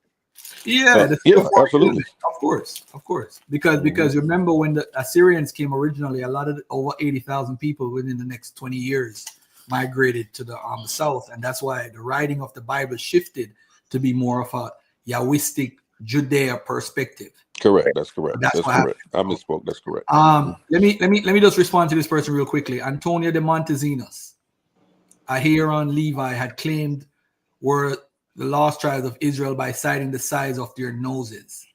I don't know if you watched the debate between me and Yawasab or even my videos that I made for my brother from Tabernacle of David, brother Corey. Antonio Montezinos' primary, which is called Relation, is actually in the writings of Manasseh ben Israel. And you will see that he purposely, and let me take this off the screen. So 12 tribes, you see, this is just for you and for anybody who's watching. Let's not be fooled by what people teach you. You see, I wish you camped with Hayamino as y'all researcher, because y'all definitely research. Now look at this. Look at this. Montezinos claims he is from the tribe of Levi. That is a fact. Nobody's disputing that. Let's move on. Then those 2 men coming on each side of Montezinos, they spoke in Hebrew. Then the Indian interpreter being asked how it was in Spanish, they spoke what follows to Montezinos, making a short pause. Our fathers are Abraham. All right. He said those men somewhat who were the Israelites there were scorched by the sun. Black people can get a little shaded by the sun or get a tan, but we don't get scorched by the sun. Some of them wear their hair long down to their knees, others of them shorter, and others of them much as we commonly cut it. Montezinos' brothers, not the Indians. Remember this though. Montezinos is saying these are his brothers. He wasn't talking about the Indians. How do I know that? Because the Indians declared that they had a war against the Israelites who were there in South America, and they fought against them 3 times and lost. So they're like, oh, we gotta rock with this God, because this God beat our ass. So that's why they became Israelites. They converted. So they converted to it. And then when they converted, so the Jews tried to kill off the Jews, but they got killed off and acknowledged the Jews' God is the right God. They are converts. The Jews who were there were white Jews as some people say, are light-skinned Jews that got scorched by the sun. So for the people in the audience, if you go to Manasseh ben Israel's book, there's something in it called the Relation, which is the primary of what Montezinos wrote. He took all of that writing and put it in his book called House of Israel. All right. But this is very important. I want everybody to look at this. Manasseh ben Israel, believing Montezinos' account, asserted there were Jews hidden in South America as well as in other places across Asia and Africa. He argued that the supposed cultural similarities resulted from the indigenous people's ancestors borrowing them from Jews who were living among them rather than the indigenous populations encountered being of Jewish descent. I never read this during the debate, but this is a dagger. He's saying that they borrowed from the real Jews, the indigenous population, which would have been the Native Americans or the Africans or Asians or wherever. That's a dagger. Wow. Because the Jews, what the Israelites are claiming is that the Native Americans are the Jews. He's saying the source that they use is saying, no, they are converts. They're converts. That's what he's saying. He's saying, you see, he said the indigenous people's ancestors borrowing them from Jews. That means that they're not the Jews who were living among them rather than the indigenous populations encountered being of Jewish descent. They weren't Jews. Yeah. That's a dagger. That's a dagger. All right, so that was for my friend in the chat, 12 Tribes, who supports my show every week. You don't give me no money or nothing, but you see I'm responding to your comments. That's all. And you know what? You still ain't gonna believe me because an Israelite never told you this. So you're like, oh, you're not operating off the spirit, Garfield, so you're wrong. You know what I'm saying? But anyway, it is what it is. I do want to get into something that happened on Clubhouse. If anybody want to bring up a topic, bring it up now. Otherwise, hold your peace. El Liya, what's up? Peace and shalom, everybody, especially the Israelites, aka the black people. Now, I asked Sarnetta, I asked Sarnetta this question. I asked you, Garfield. Now I'm asking everybody in the chat, right? Let's get to the real. Is it about the topic we're talking about? Yes, sir. We're talking about the topic. Let him said ask how. the question, Yeah, you won't even let me talk, sir. You guys, I ain't got time for that. Garfield, cut it out. I ain't got time for that. But we didn't hear Garfield, the question. wow. I ain't got time for that. But we should have heard just the question. I ain't got time for that. Garfield. Ain't nobody coming on here. This is my show. Ain't nobody coming on here to do their own thing. Garfield, wow. And then add on and do whatever they want and say whatever they want, how they want, and then try to trick people into saying, hey, I brought this up and that. I ain't got time for that. I got no time for that. Let me do this real quickly. It's a Clubhouse video. And hold on, let me get my club deck going. Hold on, let me see if I could bring this up first before I say anything. Can it come up? Okay, join that first. Okay, so I gotta go to club deck and bring it up. All right, let me go to club. Y'all can talk in the meantime. Y'all could go ahead. Yeah, Elder Yara, I did want to ask you, right? Because Garfield actually brought this up during his presentation. Why would the Israelites that I guess not confirm it, but accept the 12 tribe chart? Like, why would they exclude the tribe of Dan, in your opinion? Because they're not mentioned in the book of Revelation. And there is a passage of scripture where the tribe of Dan refuses to aid the other Israelites in war, and it says that they watched them from ships, that the tribe of Dan actually went on ships and watched them battle. They wouldn't aid them in battle.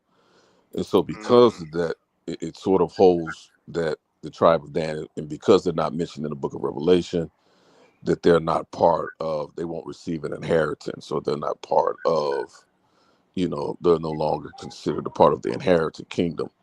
So that's why you don't see them list them on the 12 tribes, which I never agree with. I don't agree with.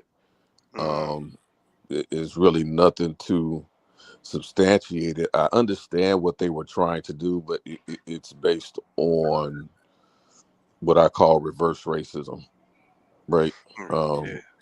They wanted to exclude who they wanted to exclude racially,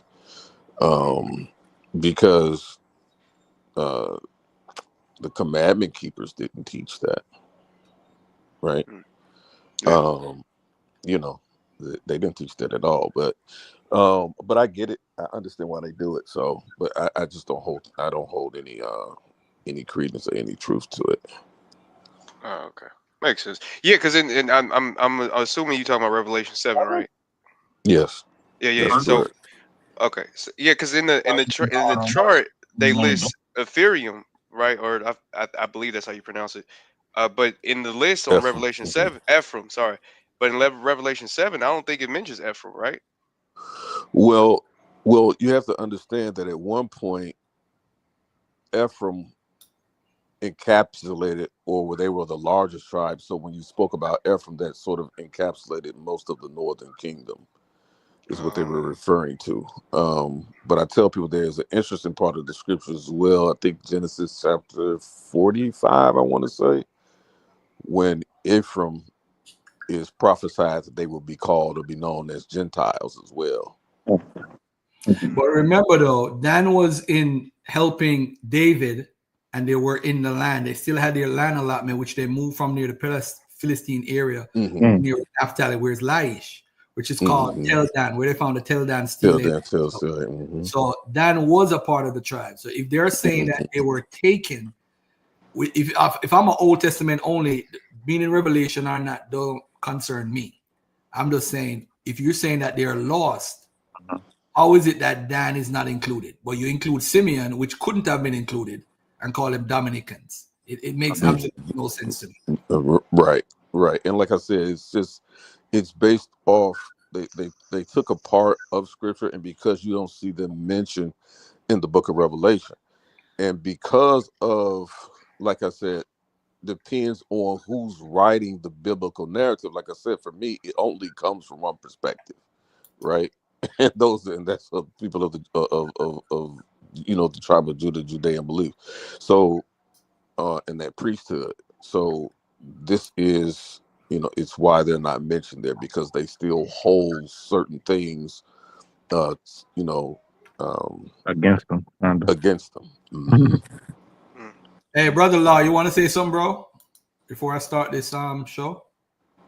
Or start this what do you call it? Yes. Peace and blessings to everybody, panel, as well as your families and everyone in the chat. I had a question for Captain Tazarach, but I really couldn't get clarity of the story. Maybe I can ask El or maybe he'll be able to confirm it more so for me. In regards to Shalom, brother. Happy Pesach. Go ahead, Yara. He don't know what that is. Oh, is he speaking to me? Yes. Yeah. I'm sorry. Say that. Repeat what you said. I'm sorry. I was not listening. My apologies. I was saying happy Pesach, happy Passover, brother. Oh yeah, happy Passover. I heard him say. I didn't hear him say Pesach. I know what that is. Whoever laughed and said I know what that is, I'll slap you. I just did a whole lesson on my show on it. What are you talking about? But yeah, go ahead, brother. I'm listening to you.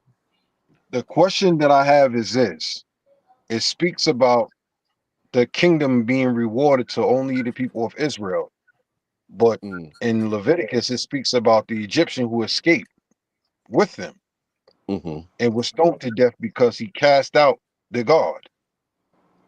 Was he not entered into Israel? Was he not married into Israel? I'm not familiar with which Egyptian that you're talking about. Are you talking about the son of the Egyptian? The son. Yeah, he's talking about the son.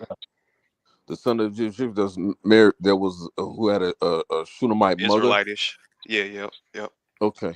Yeah. Well, according to first of all, during the Exodus, it was an amalgamation. So you had people who were Egyptian who had actually left out. You had people as this Shunammite woman's son who had a father who was an Egyptian. He still would be considered of Israelite blood. And because he came with his mother, it doesn't say he came with the father. It just say he came with the mother. So because of his mockery, he was stoned. They did that quite often. If you understand the law, if you made a mockery of the Most High God, they would take you out and they would stone you. They would just kill you right there on spot, because they wanted to make an example of you, Mhm. of the others. That's not something you should do. That So it's that mixed multitude was destroyed as well, wasn't it? That entire multitude that left out with Moses, wasn't it? that entire multitude, and only their sons came over. I believe that's in what Joshua, Mm-hmm. chapters 4 and 5. I believe it is that only Mm-hmm. their sons came over. Mm-hmm. Right, of those people came over. The children, Yeah, the children came over, and they had to be recircumcised because a lot of them, they just abandoned. They came out and they refused to keep the law. You know, they was like, nah, we ain't doing none of this. You know, they reverted back to what they had known, right? And so, like I said, they died in that yeah. Mm-hmm. wilderness experience, and it says that their sons were raised and bought over, and Joshua had to circumcise their sons because that was one of the things too. They refused to circumcise their children, right? And so they was just like, nah, we ain't rocking with none of that you're saying, Moses. We just out of here, you know. So a lot of that is just not. It's not. If I understand your question correctly, is everyone is everyone even outside of Israel who are not Israelites included in that? My answer to that, it can be, because we see, That's from what my I'm waiting for. understanding is I'm that just waiting for that. is that you see other tribes that are not blood-born Israelites who, for the lack of a better term, convert, right, to the See that? belief. They convert to the belief, but then they're placed among an Israelite tribe. I often use Caleb as an example, right? This Caleb was not a blood-born Israelite, right? So you'll see Caleb being attached to his native people, but then you'll see at a later point he's placed among the tribe of Judah, and he has to submit to an Israel or Judite or an Israelite. Uh, uh, uh, I would say uh, group or faction, right? So it appears he has two different fathers. So it appears in the scripture that there's a contradiction. It said, no, Caleb's father had this name, but this says Caleb's father had a different name. No, this is his original father, and then you have the Judite father whom he was placed under after his conversion, right? So this is what you often see this in the scripture as well. I know in the book of Chronicles you see this as well, where you have a Judite father who has only daughters, and so he marries his Egyptian servant to one of Mm-hmm. his daughters. They have a child. So if you go by the seed, what people call the seed of the father doctrine, that child would be an Egyptian. But because that Egyptian belonged to the house of the Judite father, then that grandchild, even though he's half Egyptian and half Judite, he is placed among the tribe of Judah. So what makes Okay, you now, Israelitish? Sorry, go ahead, brother. Brother Law. Sorry. now, and my question to that is this: to rebuttal off of what you were saying. If that being the case, you are what your father is, correct? Yes, according to the According Israelite to the law. tradition. That being the case, how is it possible to pinpoint or to navigate to say that any Hebrew Israelite amongst us now that's walking in this present day would be considered one of the 12 tribes of Judah? Well, Without blood, if blood is always spoken about, why can't you draw a lineage to which tribe you come from by blood? because we don't. Number one, we don't have those records. I mean, those records are just not available to us, right? There are It's no scrolls anywhere, whether it be in Israel to track your lineage. There's no scrolls And anywhere there's where it no can be. DNA. there's No just DNA. no there's really no honest way to really track that unless through DNA science if you place your stock in that, right? It's just It's too not. much admixture, really, to tell. Yeah, it's just not. It's just not possible to do that. So I understand a lot of Hebrew camps and a lot of Hebrew Israelites argue that they're blood born. I have no way of arguing with them against that. That's why you never hear me make that argument. If you ask me how I'm an Israelite, I will tell you through conversion. But yeah, right. That's just like the Muslims. They'll say that a Muslim. We all are Muslim. We just didn't know it yet. Yeah, exactly. That's exactly right. And so, honestly, that is the only way that you can do that, unless you have some scientific evidence or you have some documentation that will be able to show your lineage will stretch back those many thousands of years, right? Mm-hmm. Or if by some chance you can connect yourself to, like I'll say, well, can you connect yourself to the Limba tribe? We know that they have a Kohen genetic disposition, but Is it even E1B1? you have to look at that at a different. You have to look at that at a different argument, because Mm-hmm.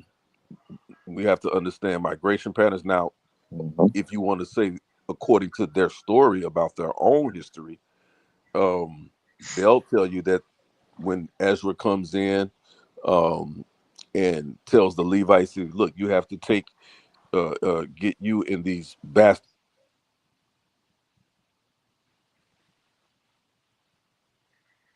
You there? No, I think you went Hello? out. Hello? Yeah, I Garfield, figured we that. can't see the panel. We don't know what's going on. Yeah, I figured that. All right, He dropped. let me get to this Yeah. Clubhouse. Oh man, I was trying to hear what he was. I was trying to go in a little more. Wait till he come back on. He Because probably he's come back on. because that's the first time I heard really like an Israelite say that that their connection to Israel is through conversion and not through blood lineage. Usually they argue And that's that key, brother. yeah. Usually they argue that it's that, oh, I know that I am, from the lineage of Judah, right? And they, they strongly believe that it's through blood. So that's cool that he said that. I can kind of rock if you just At least he was because truthful. At least he was truthful about it. yeah, I can rock with that. You know And what I now, mean? and I mean, now because that's under a that fact. basis alone, yes, and under that basis alone, if you're just going to base it on nucleic acid, let's just call it for what it is. Are you a Hebrew or are you a Hebrew Israelite? It's a difference. Mm-hmm. Which one do you definitely define yourself as? Mm-hmm. That's the key. Brother Lie, and just in all fairness, can we throw that question back to you? Indeed. Mm. That was a good Indeed. one, brother. But yeah. And how would you respond? Am I a Muslim? Yes. There is no lineage in regards for blood in Islam. Okay. So what is There it? is none. It's Yeah, a because Muslim just means that you serve God, right, or something like that. Yes. One serving of one God. Wahad. In Yeah. Arabic, it's Wahad. Okay. Only as long as you give the respect towards the Prophet Muhammad, La ilaha Rasulullah. That's it. Oh, Yeah. so it's there no is no. S behind it. Anybody. That because I kind of say the same thing. I kind of be Now like we just heard everybody. that's no. Yeah, I kind of No, it say Yeah. ain't. everybody. No, it ain't. Everybody is. No, it ain't, brother. No, it's Yeah. not. That is the original teaching. That is this made up BS from the 17th century from white people to black people in New York. I don't know how this came to be, but that is the BS teaching. It has always been, if you follow the laws of God, if you follow his laws, statutes, and commandments, you are Israel. You are Yeah. God's people. It's just that simple. All right, Well. can I play this? Because I need to get out of here for my game starts. And Don't mean to cut you off. Garfield, Garfield, but my thing is this, and you, as knowledgeable as you are, let's just call it for what it is. Hebrew Israelites never existed before Cherry. It was made in America. I've been saying that. Let's just call it for what it Ramon is. said it. Danny said it. I said it. We've been saying it for years, man. It's made in America, man. Nation They of do have a Islam that date. I love. Nation They of do Islam have that a I love. Made in America. The Moorish Science Temple, made in America. Ethiopian this in Americas, made in America. In the But then what it is, 1800s, blacks go ahead, used brother. to I claim they're apologize. I'm sorry. Ethiopians and Egyptians before they even changed that Israelites. So they used to claim that they're Ethiopians and Egyptians. Before they All even come from Syria. And all It's the from Islamic countries, Syria diaspora. and all these countries. So let's just call it for what it is. They really Muslims. Let's just call At it least what if it they is. say they came on Monopoly a slave trade, they could say that. But let me get into this real quick, all right? Tell me all if y'all could hear this. Tell me if y'all could hear this. He believed what Jonah prophesied about Nineveh, so he's going to Media. Nobody has a date of him going. So D. Jackson said, show me an Israelite being a king in Nineveh. I really need Yara for this conversation. Yara, where you at, man? Come back up in here, man. All right, because the conversation is about salvation, right? You got a phone call. Oh, and then what it is that in the book of Jonah, he talks about the king of Nineveh, and that God is offering them to wear sackcloth and all the ashes, and they're trying to say that's an Israelite practice and all that stuff. So that those people were Israelites in the area. All right. So just to give people a background, we talked about the book of Nahum, the prophecy with Nineveh, book of Tobit, which is a extra biblical book or apocrypha or whatever, and the book of Jonah and the book of 2 Kings. All right. I'm not gonna stay too long on this, but I wanted to hear y'all some weirdos talk from this guy who's an Israelite, Ram. He's from Ram. I don't want to mispronounce his group, but Panah was saying that there were Israelite kings in Persia, Israelite kings in Assyria or in other areas, and I'm like, wow. In Babylon, he said Belshazzar was a king in Babylon, which is not true. But let me play it, and y'all could hear it out. All right. Skipped over the prophecy in Nahum when the Lord said he was going to overthrow Nineveh by the people that basically overthrow them. That's Israel, when they came and gathered them and brought them to.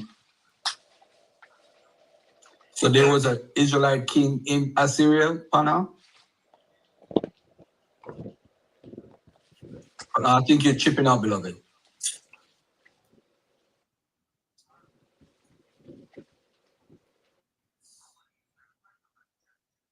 Hey, what does Nineveh have to do with the new covenant? Maybe somebody can help me understand Good that. point. Good point. Good point. Good point. Good point. I mean, somebody tell me what the fuck does Nineveh? Listen, Nineveh, Noah, Lot, none of them have anything to do with the new covenant. When we get to the new covenant, the New Testament is clear. It's for for those that was under the first testament. That's it. So Nineveh has nothing to do with the New Testament. Like, that's why those be stupid arguments. So I did a preliminary on Sarnetta's channel. I said, well, let me help y'all out. Non-Israelites will be in the kingdom. And so I said that so he can't show a non-Israelite being in the kingdom and think that means anything. That don't mean shit. It don't. Salvation is only for Israel is the subject. So you got to show that that non-Israelite that's in the kingdom is the same salvation as the Israelite that's in the kingdom. Right. And it's like, yo, they try to grab Rahab as if Rahab is not in the New Testament for now. Right. I know, but like even they like, oh, Rahab, this and that. Like Christ died for those who were under the first testament. Rahab wasn't at that mountain. And not only was Rahab not at that mountain, Rahab let her whole fucking city and people burn to the fucking ground. Is that how y'all got to enter in? I think yes. Right, and they try to make it seem like that she had the same kind of faith that Abraham had. That's what they tried to imply. Like that's crazy. Salakia. No, her faith. Yeah, Danielle, yeah.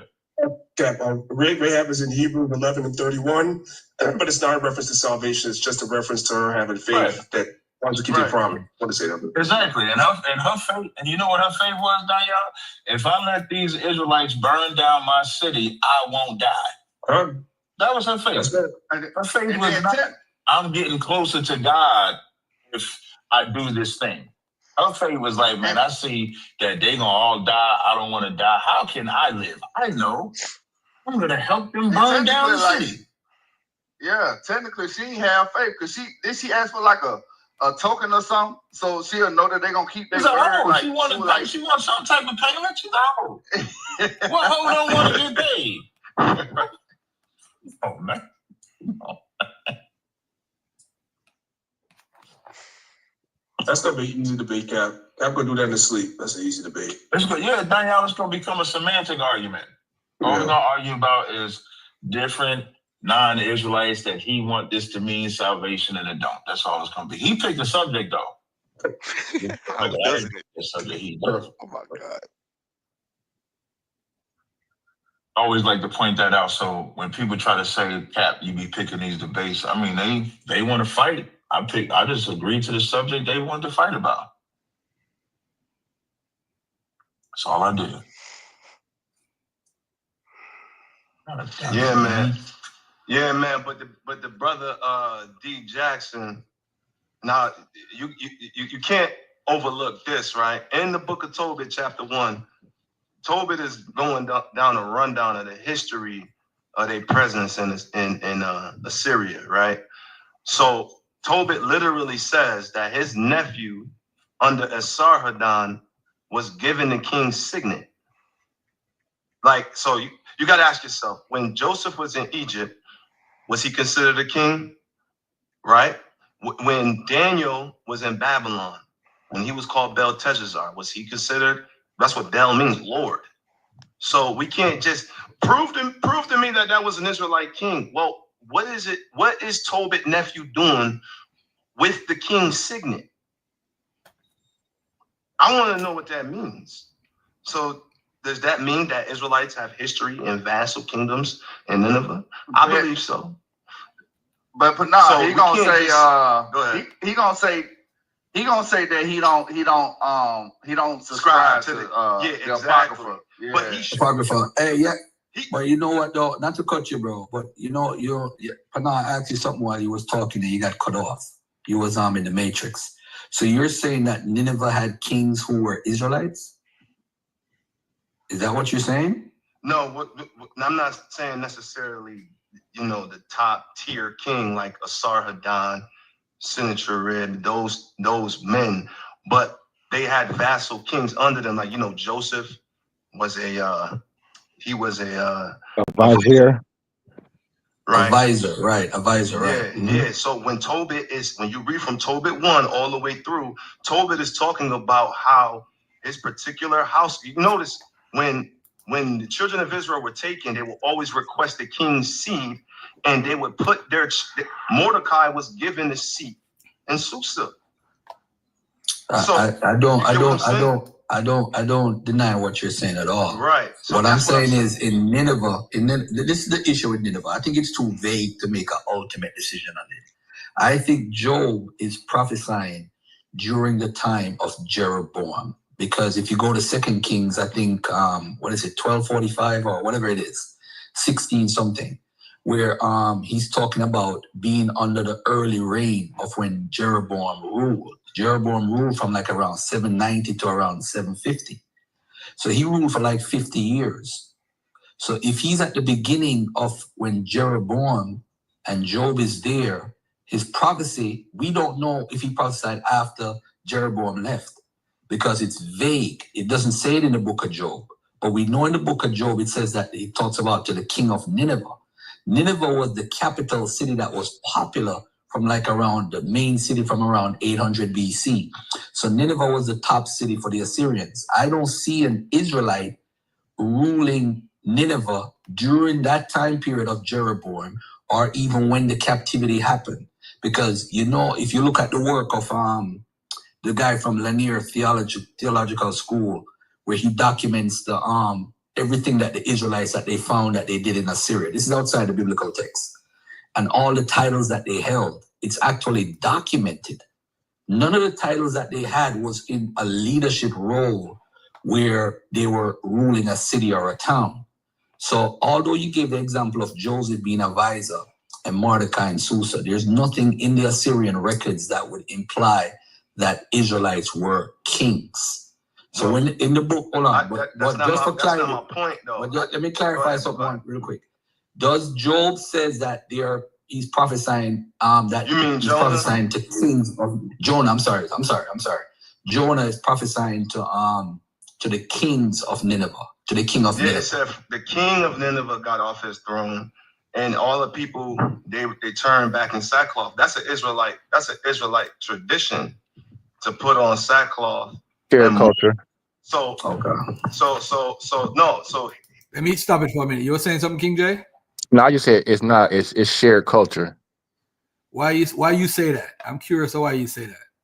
Because that would be of the whole land. That we can find that practice in Egyptian culture. We can find that culture in other cultures besides Israelite culture before So that. you find sackcloth and ashes in other cultures? I'm sure of it. All right. Actually, I was able to find the sackcloth because the sackcloth is really goat here. But I did find it. The guy did ask me a question later on, but I do want to make it clear for anybody who's watching. Sackcloth and ashes to represent mourning is documented in the Bible in other cultures. Because that was the question the guy asked me. I couldn't answer the question, but I had to go back and look at it. And I'm like, yo, let me take a look at this right here. So I look at Ezekiel 27:31. And they shall make themselves utterly bald for thee, and gird them with sackcloth, and they shall weep for thee with bitterness of heart and bitter wailing. And it goes into the Moabites doing it. So the Moabites were actually doing it. They will cast dust on their heads, they will wallow in ashes. So I mean, I think it's there. I just don't think people realize that I didn't even know about this.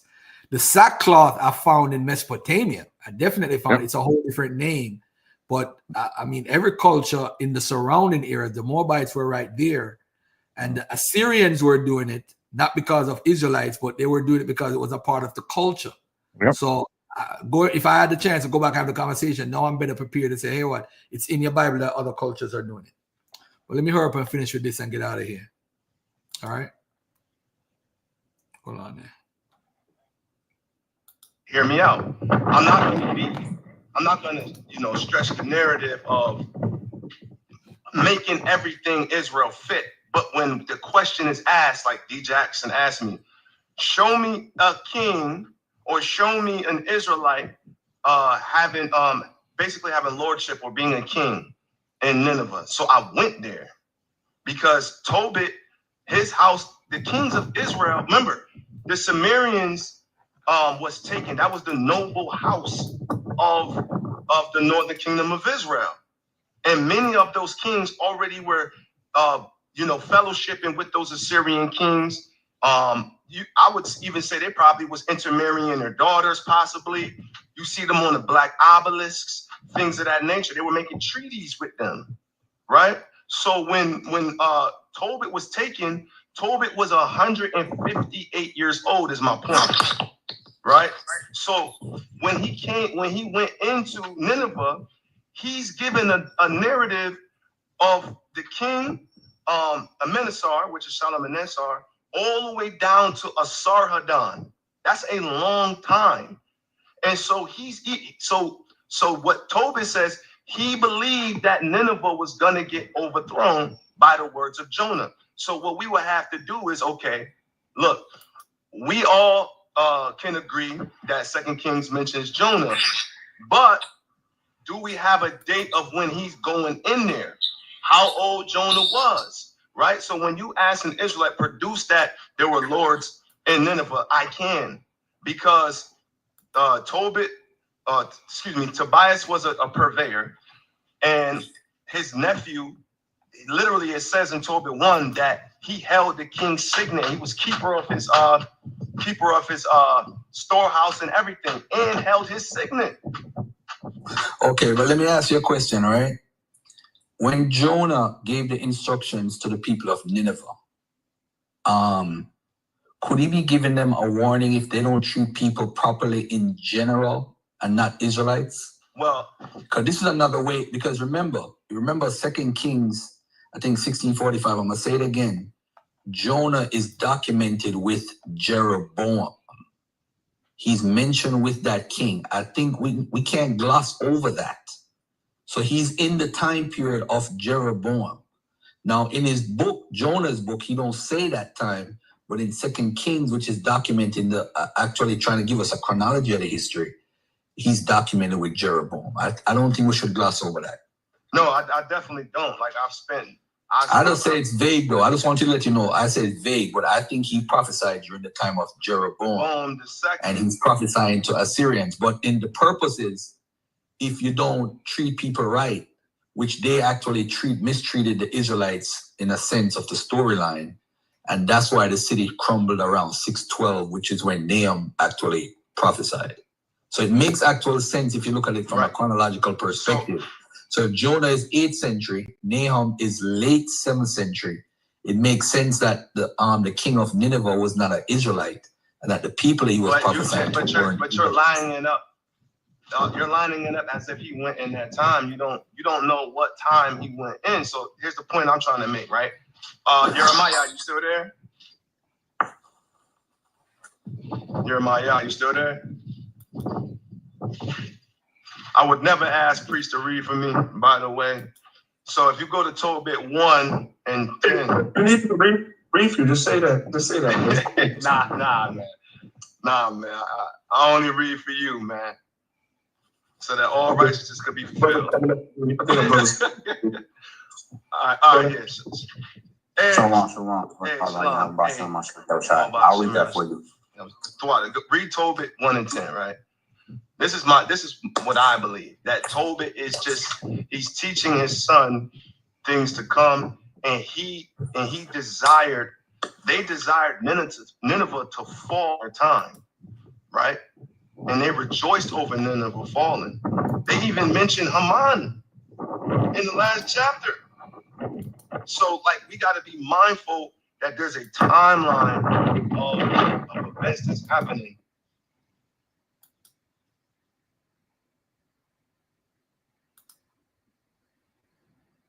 Can you show me in the Bible where any other king you put on sackcloth and put ashes on their head, other than the Israelites? Can you show me that in the Bible?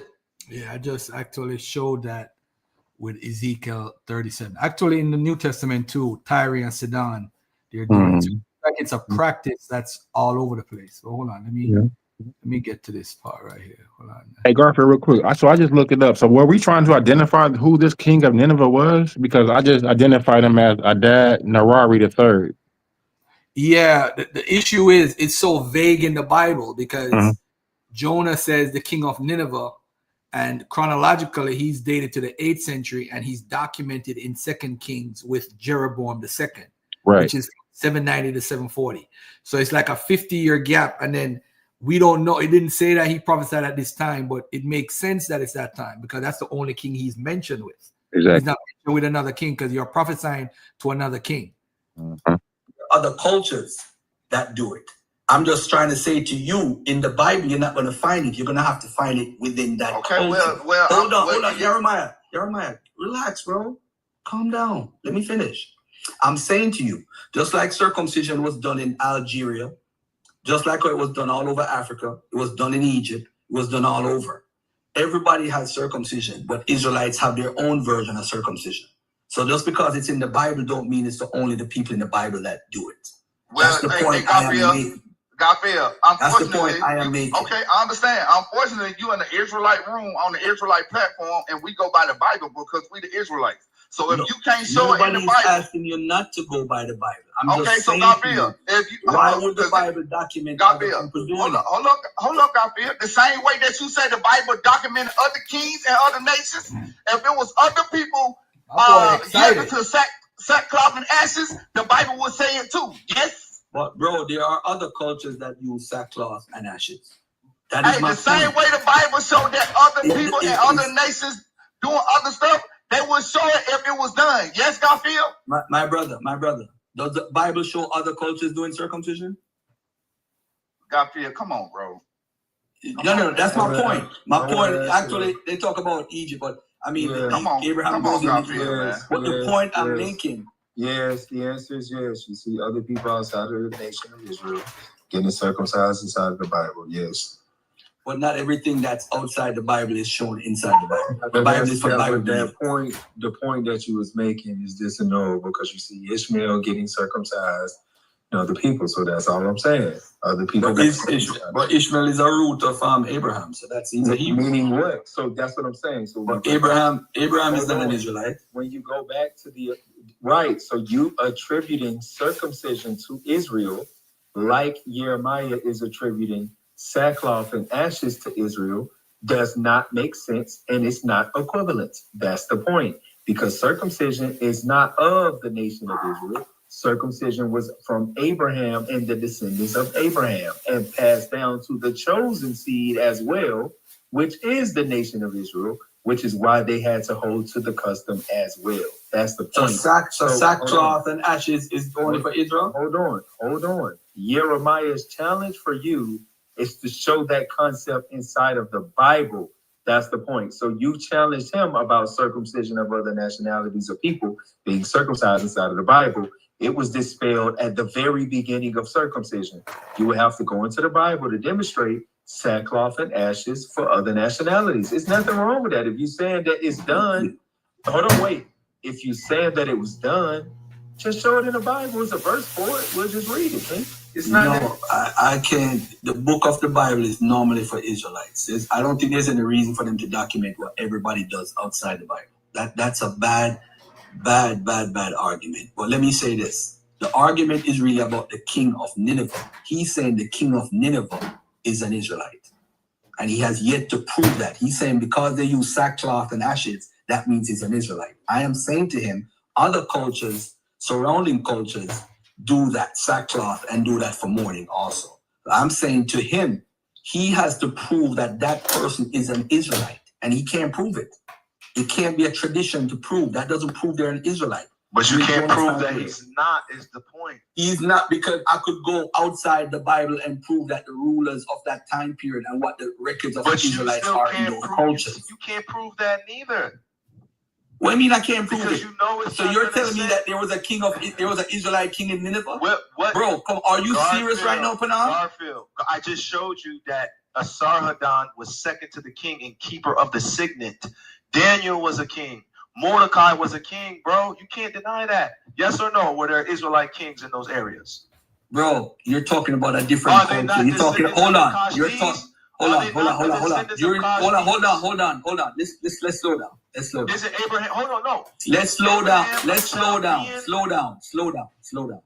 The king of Nineveh. So Abraham. Hold on. I'm gonna stay on one topic. I'm gonna stay on one topic. Hold on 1 second. If Panah is asking you a question, you can't say let's slow down to dodge the question to then go on to make another point. That's not fair. I'm not answer the questions that he's asking you and then make your point. But don't say let's slow down to control the conversation and get away to say I'm gonna dodge a question by saying you're going too fast. I'm not dodging any question. There's no question to dodge. That's the answer that he's desiring. Don't tell him to slow down. That's the answer that he's desiring. Panah, can you repeat the question? Right. So do we have to overlook that Mordecai, Daniel, right, and other men, right, that were Hebrews, right, were they put as second to kings or king signet? Yo, he's making a claim that he made that up. Was a king in Elam or Persia, and that Belshazzar, which was Daniel's name, he was also a king. That shit is so. And then, yeah, he made it up to the point where I'm like, yo, are you serious, bro? I thought Mordecai was like a priest or like high prime minister. You know what I'm saying? Like high priest or something. He wasn't the king. He was like a prime minister. You know what I'm saying? Like, yeah. Exactly. Yeah, my signal actually left. I don't know why Club Deck shut down a while ago. But yeah, this is why I was saying Clubhouse weirdos. Two things that I learned on Clubhouse this week. Israelites will lie and don't be shamed about it or nothing, just to try to win an argument. We know, this is what we know.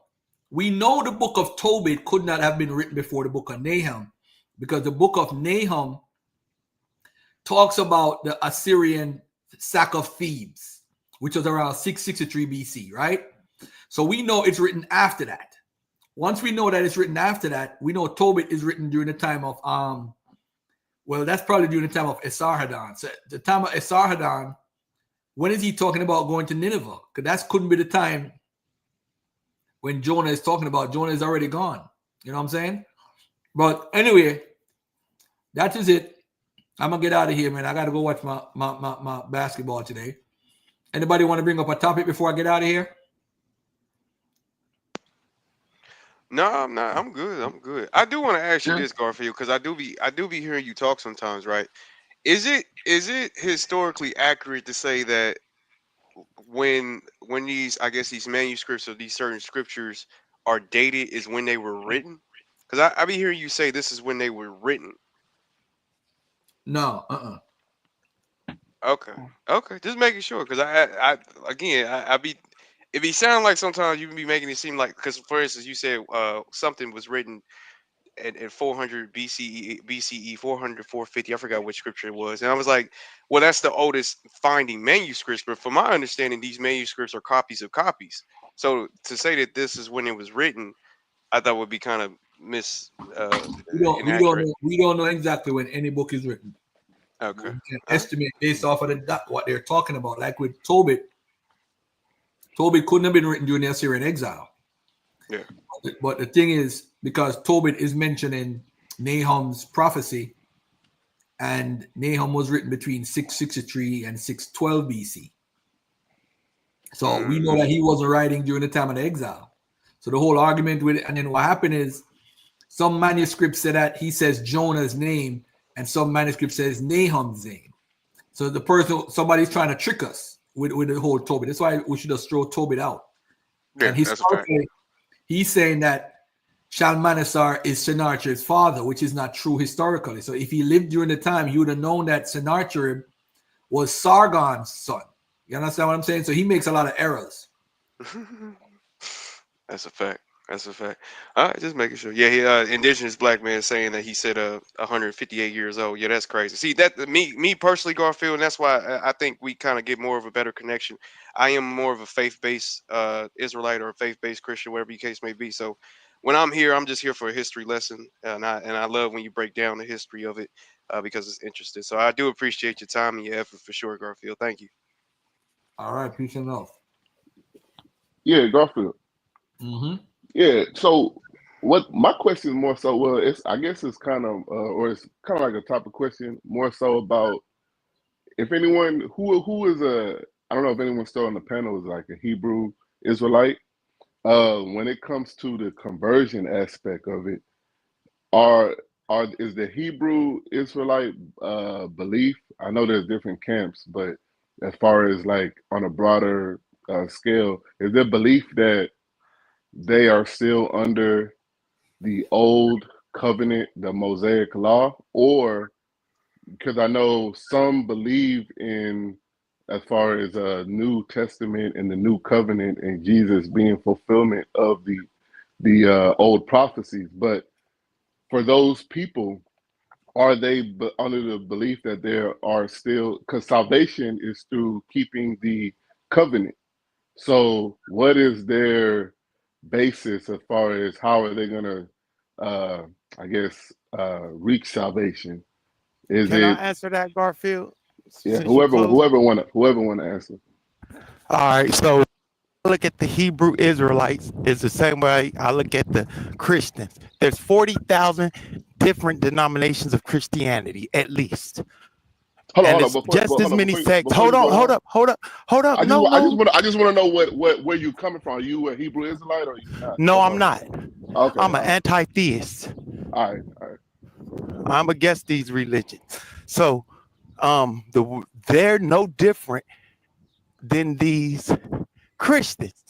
And as somebody said in the chat, they need to get their own belief together before they challenge us non-believers, because it wouldn't be this many different sects and this many different ways of worshiping this one God as they claim and his one son as they claim, if this was the one true God. So again, there's no way to fulfill the covenant because it was made up, and you can change it and force it into any system that you want or a belief that you want, as the British Israelites did with their British Israelism.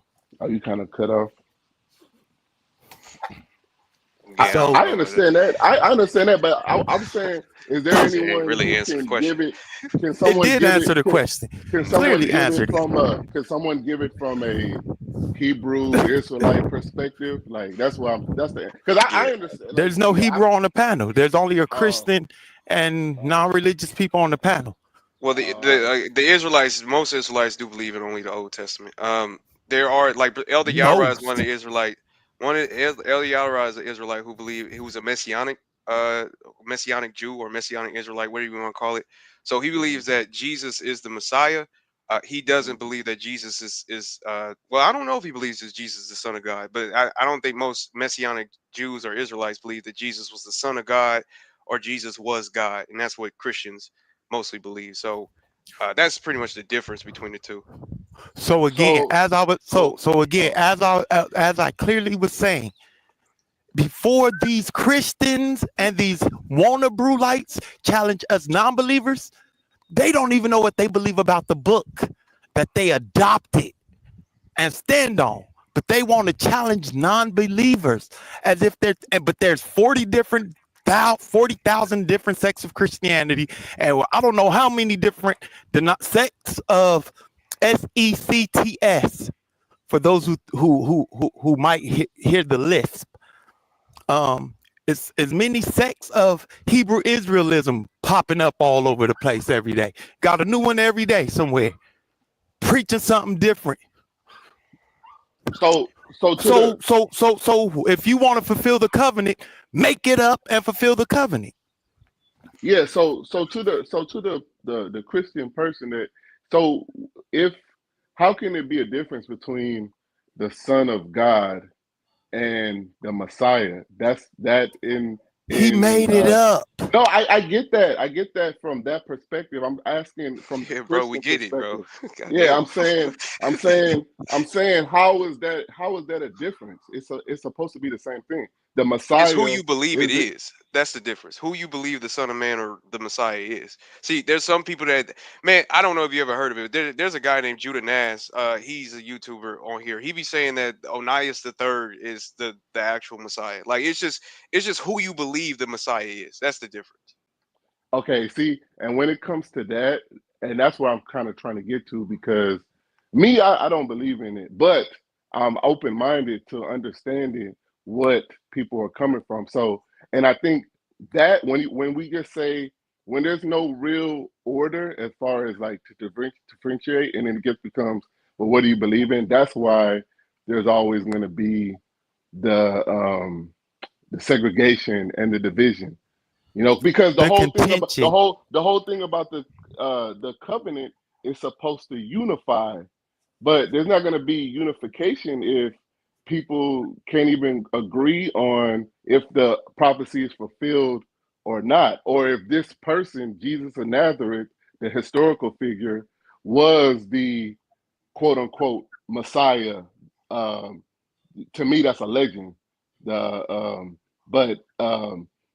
That's gonna always be, because if that can't even be, I guess, organized under the same because when we say the Messiah is like the anointed person of God, right? And then you say the Son of Man or the Son of God is supposed to be of God too. It's really supposed to be the same thing, because the Messiah is the messenger. Then what is the difference? What is the definition of the Son of God? Isn't it?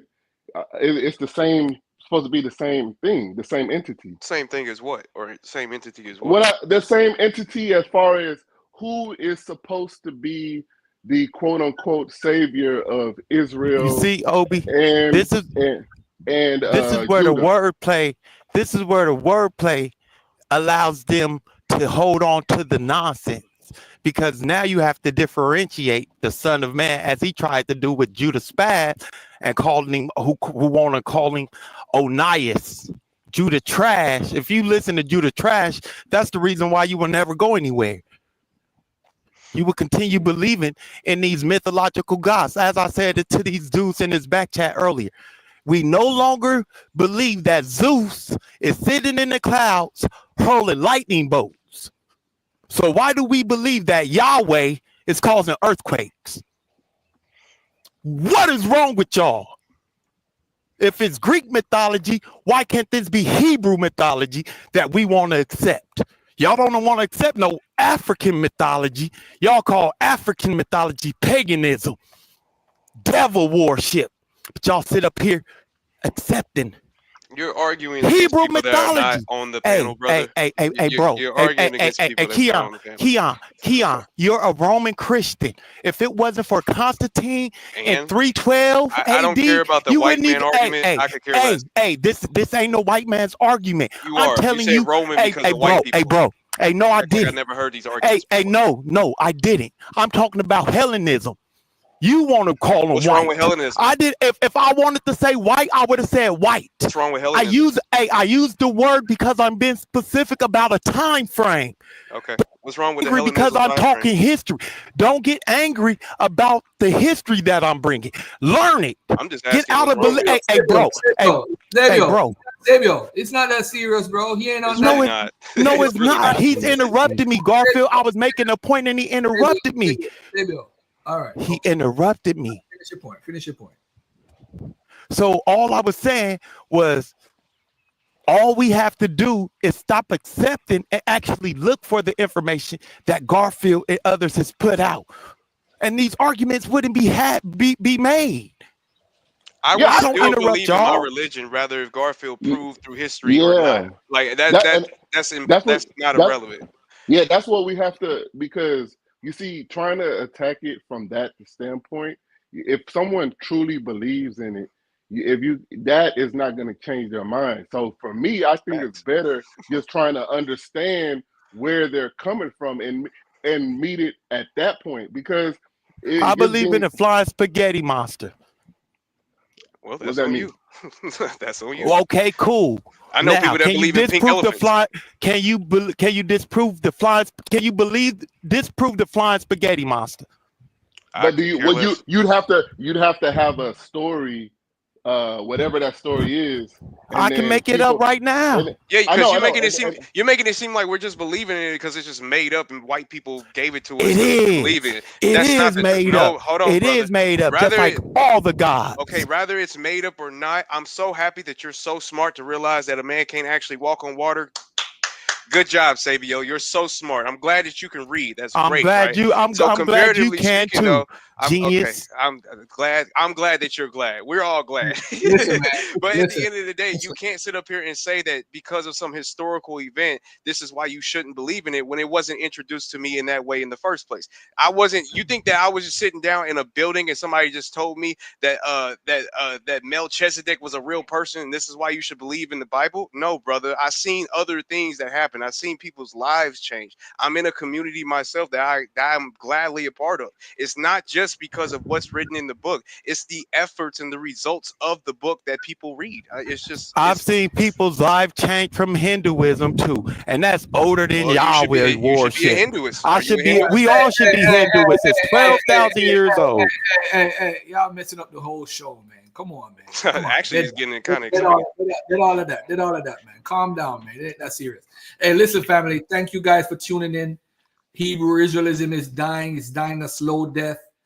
Guerrilla Hebrew is not the problem with oneness and the teachings. The problem is y'all been wrong from the jump. The chart was wrong. Once the chart was wrong, y'all got to come back and be Christians. You got to be the new Sikari. You got to be the new ISUPK, because those teachings in oneness is total nonsense. It's garbage. I just proved the Simeon can't be there, and this 12 tribe chart makes no sense. No Dan. You can't prove Issachar with the Bible. You can't prove none of these people. The Gadites, the half of Manasseh, the Reubenites, it says they were there up until that day, which is written in the Chronicles. I showed when Chronicles was written based off Anani. Anani is the 8th generation down from Yechaniah, or whatever his name is. Danla, what up, Danla? You made me want to stay on. I was about to end the show. What up? Danla. Super pseudo. What up, homie? What up, Don? Man, I hope I get an intro like that one day. What up? What up? What up? What up, man? I'm chilling, man. What's popping? What's on your mind, bro? I'm just listening, man. I was listening to Sabio, man, making so much sense, man. Happy Easter, baby. I'm in it. Let's go. Told you was getting exciting, Garfield. Yeah, Garfield, why you shut down, man? Bro, shut down. If y'all say let's go, we going, man. The command that you feel is bad. I don't know why you can't come up. No, because I mean, I like I said, I understand where I think is that Sabia was saying like, hey, I can make it up, but if you really look at the I guess the origin, it wasn't to be. I guess you could say made up. You could say made up or inspired by God, whatever it is, but it still has, I guess, core teaching that's supposed to be like conscious within it. Now, what got what it got taken to be later on is something different. So, like the brother was saying, if he took whatever he took from it and it became something different in his life, that's cool because most religious teachings, I don't think that they were inspired to be evil. Now, Yo, if Obi. later on people took these teachings and changed stuff up and then tried to I hear you, Obi. politicize it. I hear you, Obi, but let me ask you this question, because I think this is always overlooked in these conversations and is really disingenuous to me. And I mention it so much. What if the Ottoman Empire had decided to settle and expand to the Americas before the Portuguese did? The Portuguese, Dutch, French, and all those. What would we be practicing? Is there a possibility We'll never know. that Allah would be the God that people would be worshiping in the Americas? Because people don't look at 1453 and the significance of that year. I mention it because people need to check it out, especially the believers. Go check out 1453. But at the core. Hold on one second. Sabio. What up? 25. You're not gonna stop these people from believing what they believe in, bro. Yo, I understand. It's not about stopping them. It's about teaching them the same thing that you're doing. No. Yes. I don't have no gripe with no believer, bro. Let them. I used to be like, why you believe this? Trying to force people to believe the way I believe. I can't. We can't. No, it's not. I don't want them to think about. I don't care about what I believe. Hey, let me finish. You're even cutting me off while I'm talking. Damn, bro. What I'm saying is, people are gonna believe what they believe and what they're comfortable in. You got to meet them where they're at. If we're having a historical, that's why I don't come on here. You don't see me I bun out the Christian them or bun out the Muslims or whatever. That's their belief, bro. People would kill you for their belief. All I could do is present information through archaeology, history, genetics, linguistics, or anthropology and make a point. I can't convince nobody how to think and how to feel. That's their own business, bro. Hold on one second. Jada Snake, what's up, bro? Jade Snake. I'm just here eating my popcorn, brother Garfield. What up, King? How you been? I'm just chilling, man. How you doing? I'm great, man. What's on your mind? I'm just tuning in, man. I'll let y'all brothers talk, man. If I feel like I gotta chime in, I will. You know what I'm saying? I'm just listening right now. Somebody in the audience with a question also. I see my brother Asiatic 777 says, Garfield, are you a Hamite? Yes or no? Uh-oh. I'm a Hamite all day, every day. I'll be that all day, every day. I rep Africa morning, noon, and night. You want to call it Hamite? That's on you, man. That's on you. Y'all use those terminologies. That's crazy. But hey, it's 2025, man. What else y'all got? That is crazy, though. Like, I mean, shoot. To look at another person that's the same hue, same phenotype as you and be like, oh, we're different because of a book. I don't see it. But I mean, hey, but shout out to them. Hopefully they get better because this is a sickness. this is a sickness, man. Oh man. But yeah, I Savio, I don't want to. I look the back of. I get it. Like it comes from an honest standpoint. It comes from a you can't prove it, so why believe it standpoint. I understand it. You know what I mean? I have my own doubts about the religious aspect. But again, you got to meet, like Garfield said, you got to meet them at the point. If you want people to stop believing in a certain thing, it has to be a moral ground, a moral battle that you have to go against what they're believing, because that's what they're believing in. It's not that they're believing in mostly that a man is walking on water. It's what's the teaching behind the man walking on water. I partially agree with you, and we can't have a genuine discussion because of their belief. So any historical, factual information that is presented is going to be overridden because of their belief. It's going to be discarded. And this is why these conversations end this way, because when you present the history, it's overlooked for the belief. So whatever historical information was, archaeological information was presented by Garfield, the believers aren't going to look at it. It doesn't matter, and it's not important. And that's why these are disingenuous conversations. No But matter you know how what? genuine, hold up, I'm almost through. No matter how genuine we are, they are the ones that are being disingenuous. They don't want to challenge themselves, yet they want us to challenge so challenge yourself. But you know what though? Keon. Sometimes, because I was a like former believer, and what it is, sometimes you can be presented information in a certain way where it finally, and I'm speaking for myself, but it does kind of spark something inside of you that wants to seek to understand better what it is that you received, and then it can lead you to what I would call finding more of the truth. So, but like he's saying, you can't come aggressive at someone because they just like when I was under the belief, like I was, because the Bible, kind of says that people will speak against and stuff like that, and I basically would just ignore it and I just cast it off until it was received to me in a way where it was more receptive, and then it just sparked enough interest for me to want to go and look and find more about it.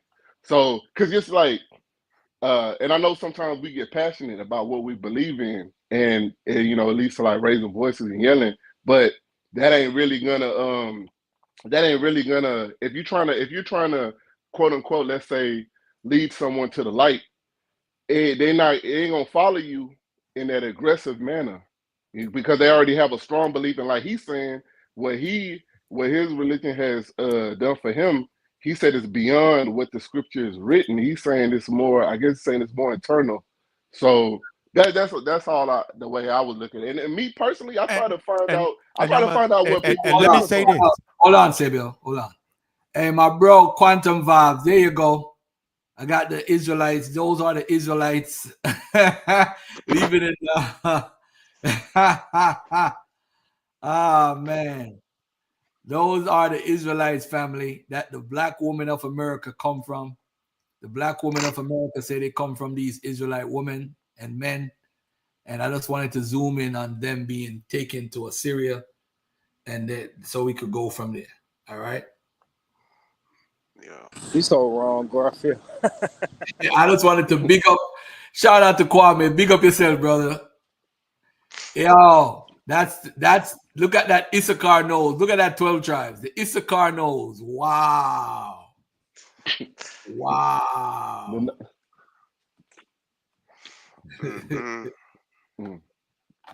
So all black people got big noses and big lips. That's all I was about to say. You can't really go off of that. That seems kind of whitish. You can't really go off of that because that's not, what I mean. Social constructs. I mean, that's we can't go off of like just characteristics of physical features and stuff. Yeah, Garfield, that's the same reason why your old friends is saying that they Egyptians, because they supposedly got big nose and big lips on the walls of Egypt, so they must have been black. Like, I don't know. I think that's kind of the lookership might be a little Lookership is in full. No, you got to talk to them on their level. You got to meet them halfway, bro. You're right. You're right. That part. I'm gonna make a post. I'm gonna make a reel on Facebook and TikTok and Instagram. the ancient Israelite woman looking just like the black African American woman. Y'all just gave me a great idea.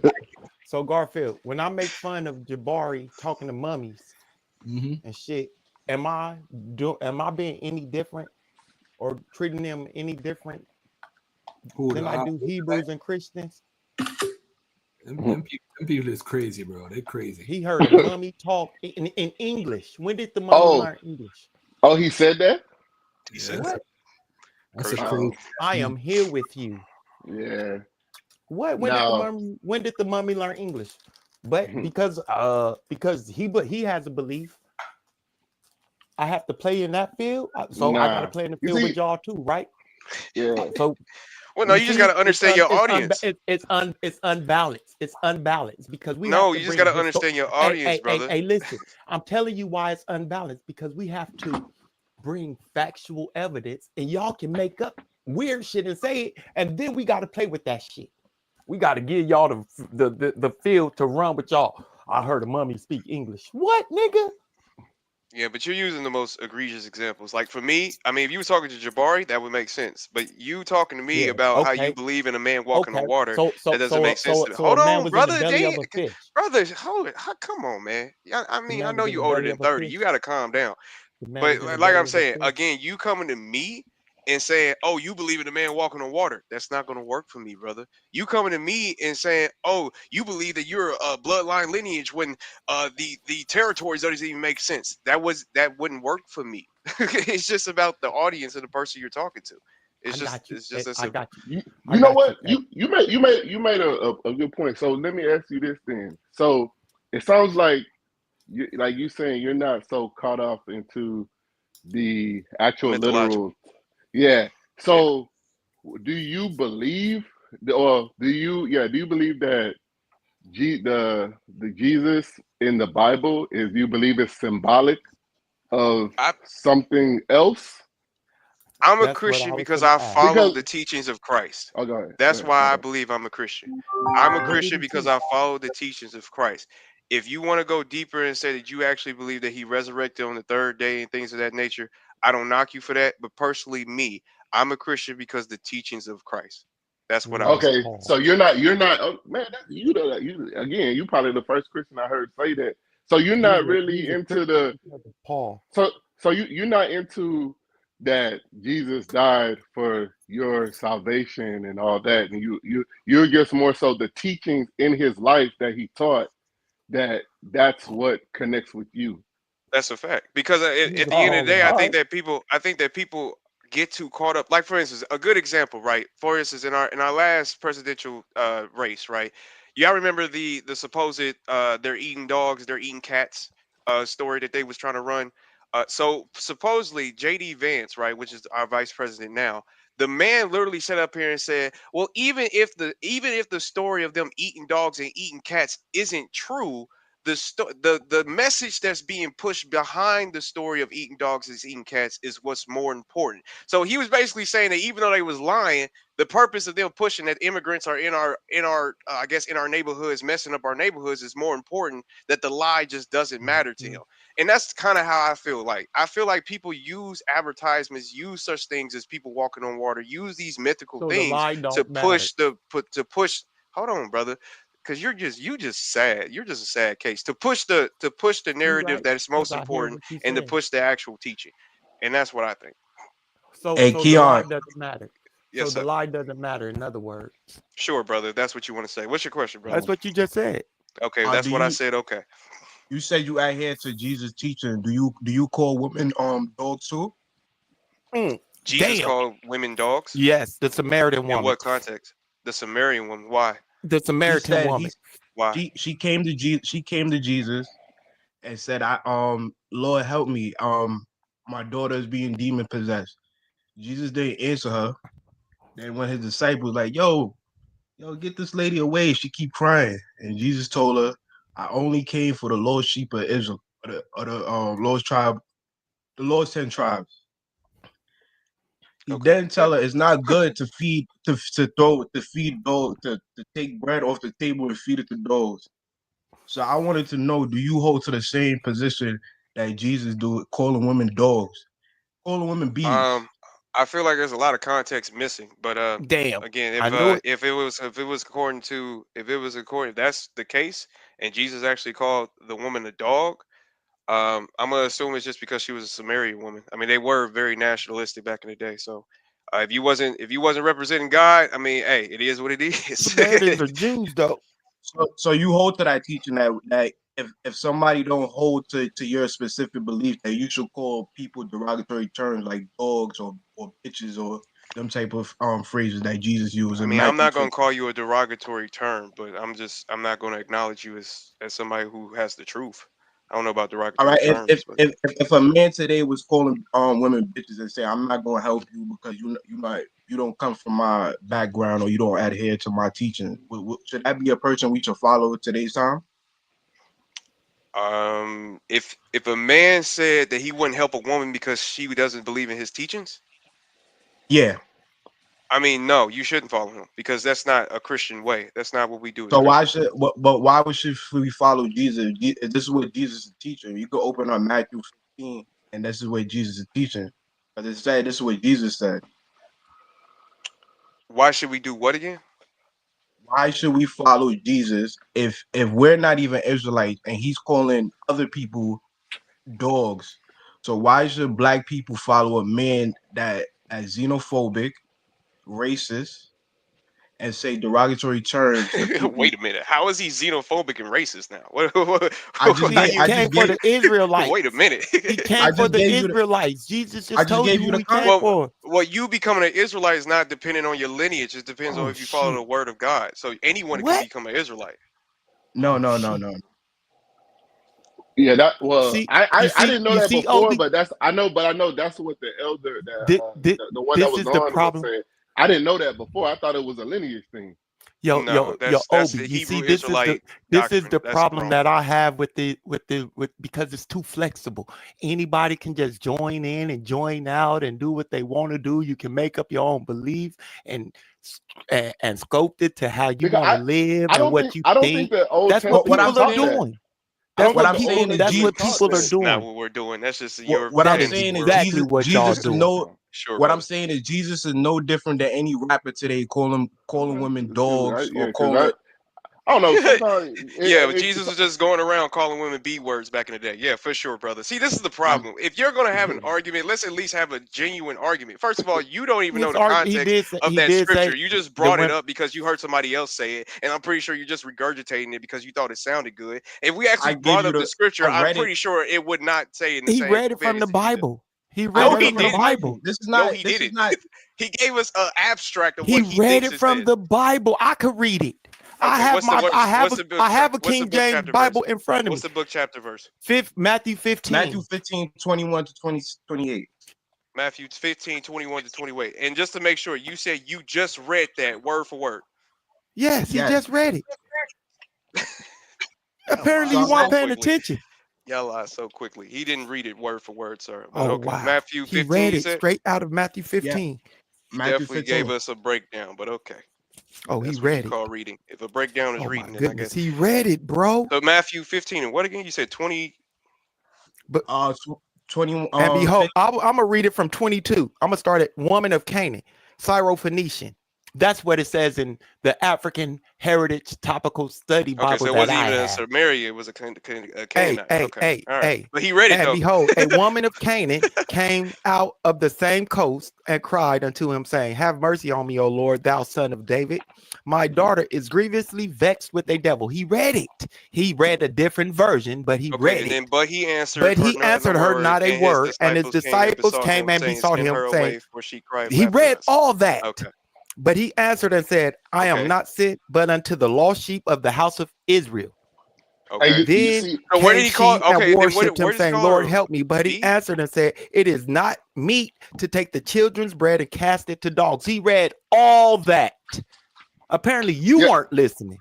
You Okay. see, and So that's what's the why I problem? think that's why I think the author uses a certain language, but the moral of what that message is saying, it's not nothing derogatory. Like he still accepts her.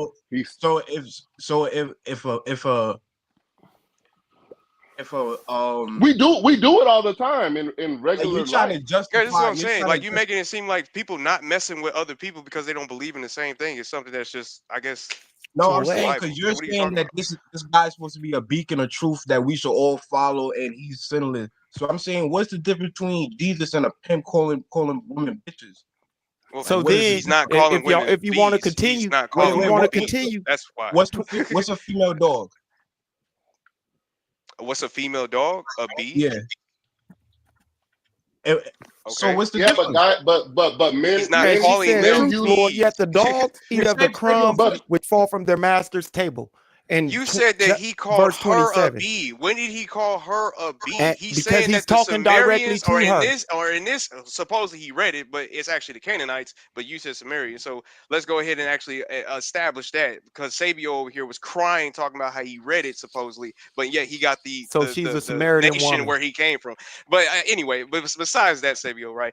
Him calling them dogs, Sumerians or other people that don't mess with his ideology, dogs. What is? I mean, Samaritans are y'all make it seem like Jews. it's so different.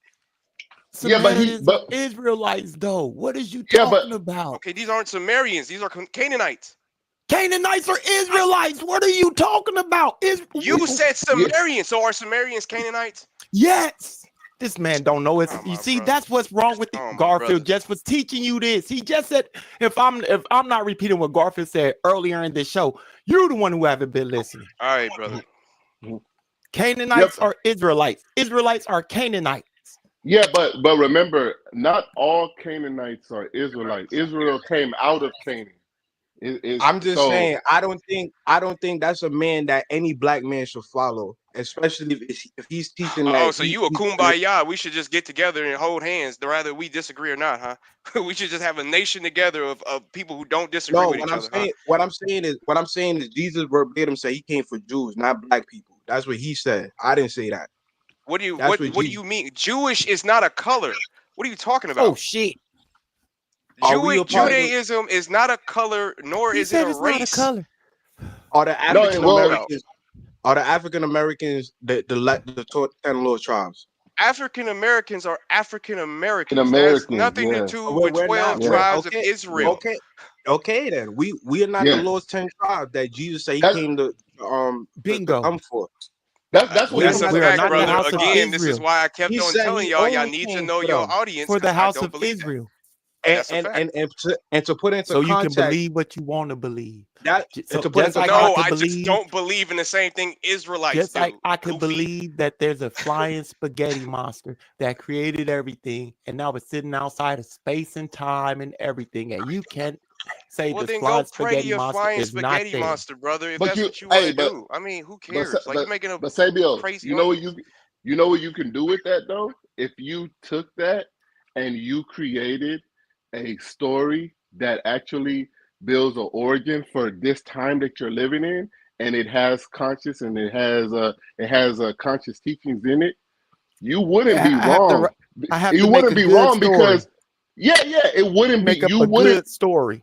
But it could still it would still serve the same purpose as long as you don't get super radical with it and then trying to try to it's just like white people saying that we came from monkeys. I mean, it's the same. So basic. Same what? thing. Oh shit. So I got what you're saying, Obi. So what you're saying, Obi, is that the cultural milieu that this book was written in, it contained and helped sustain the people at that time. And the writers of that time did not recognize the impact that it was going to have during the transformational period that it went through, and because of the impact that it had on them. Because I'm not through. I bet. Go ahead. So because of the transformational impact that it had on them cultures, and it continue to have through history, you can make up a story doing the same thing.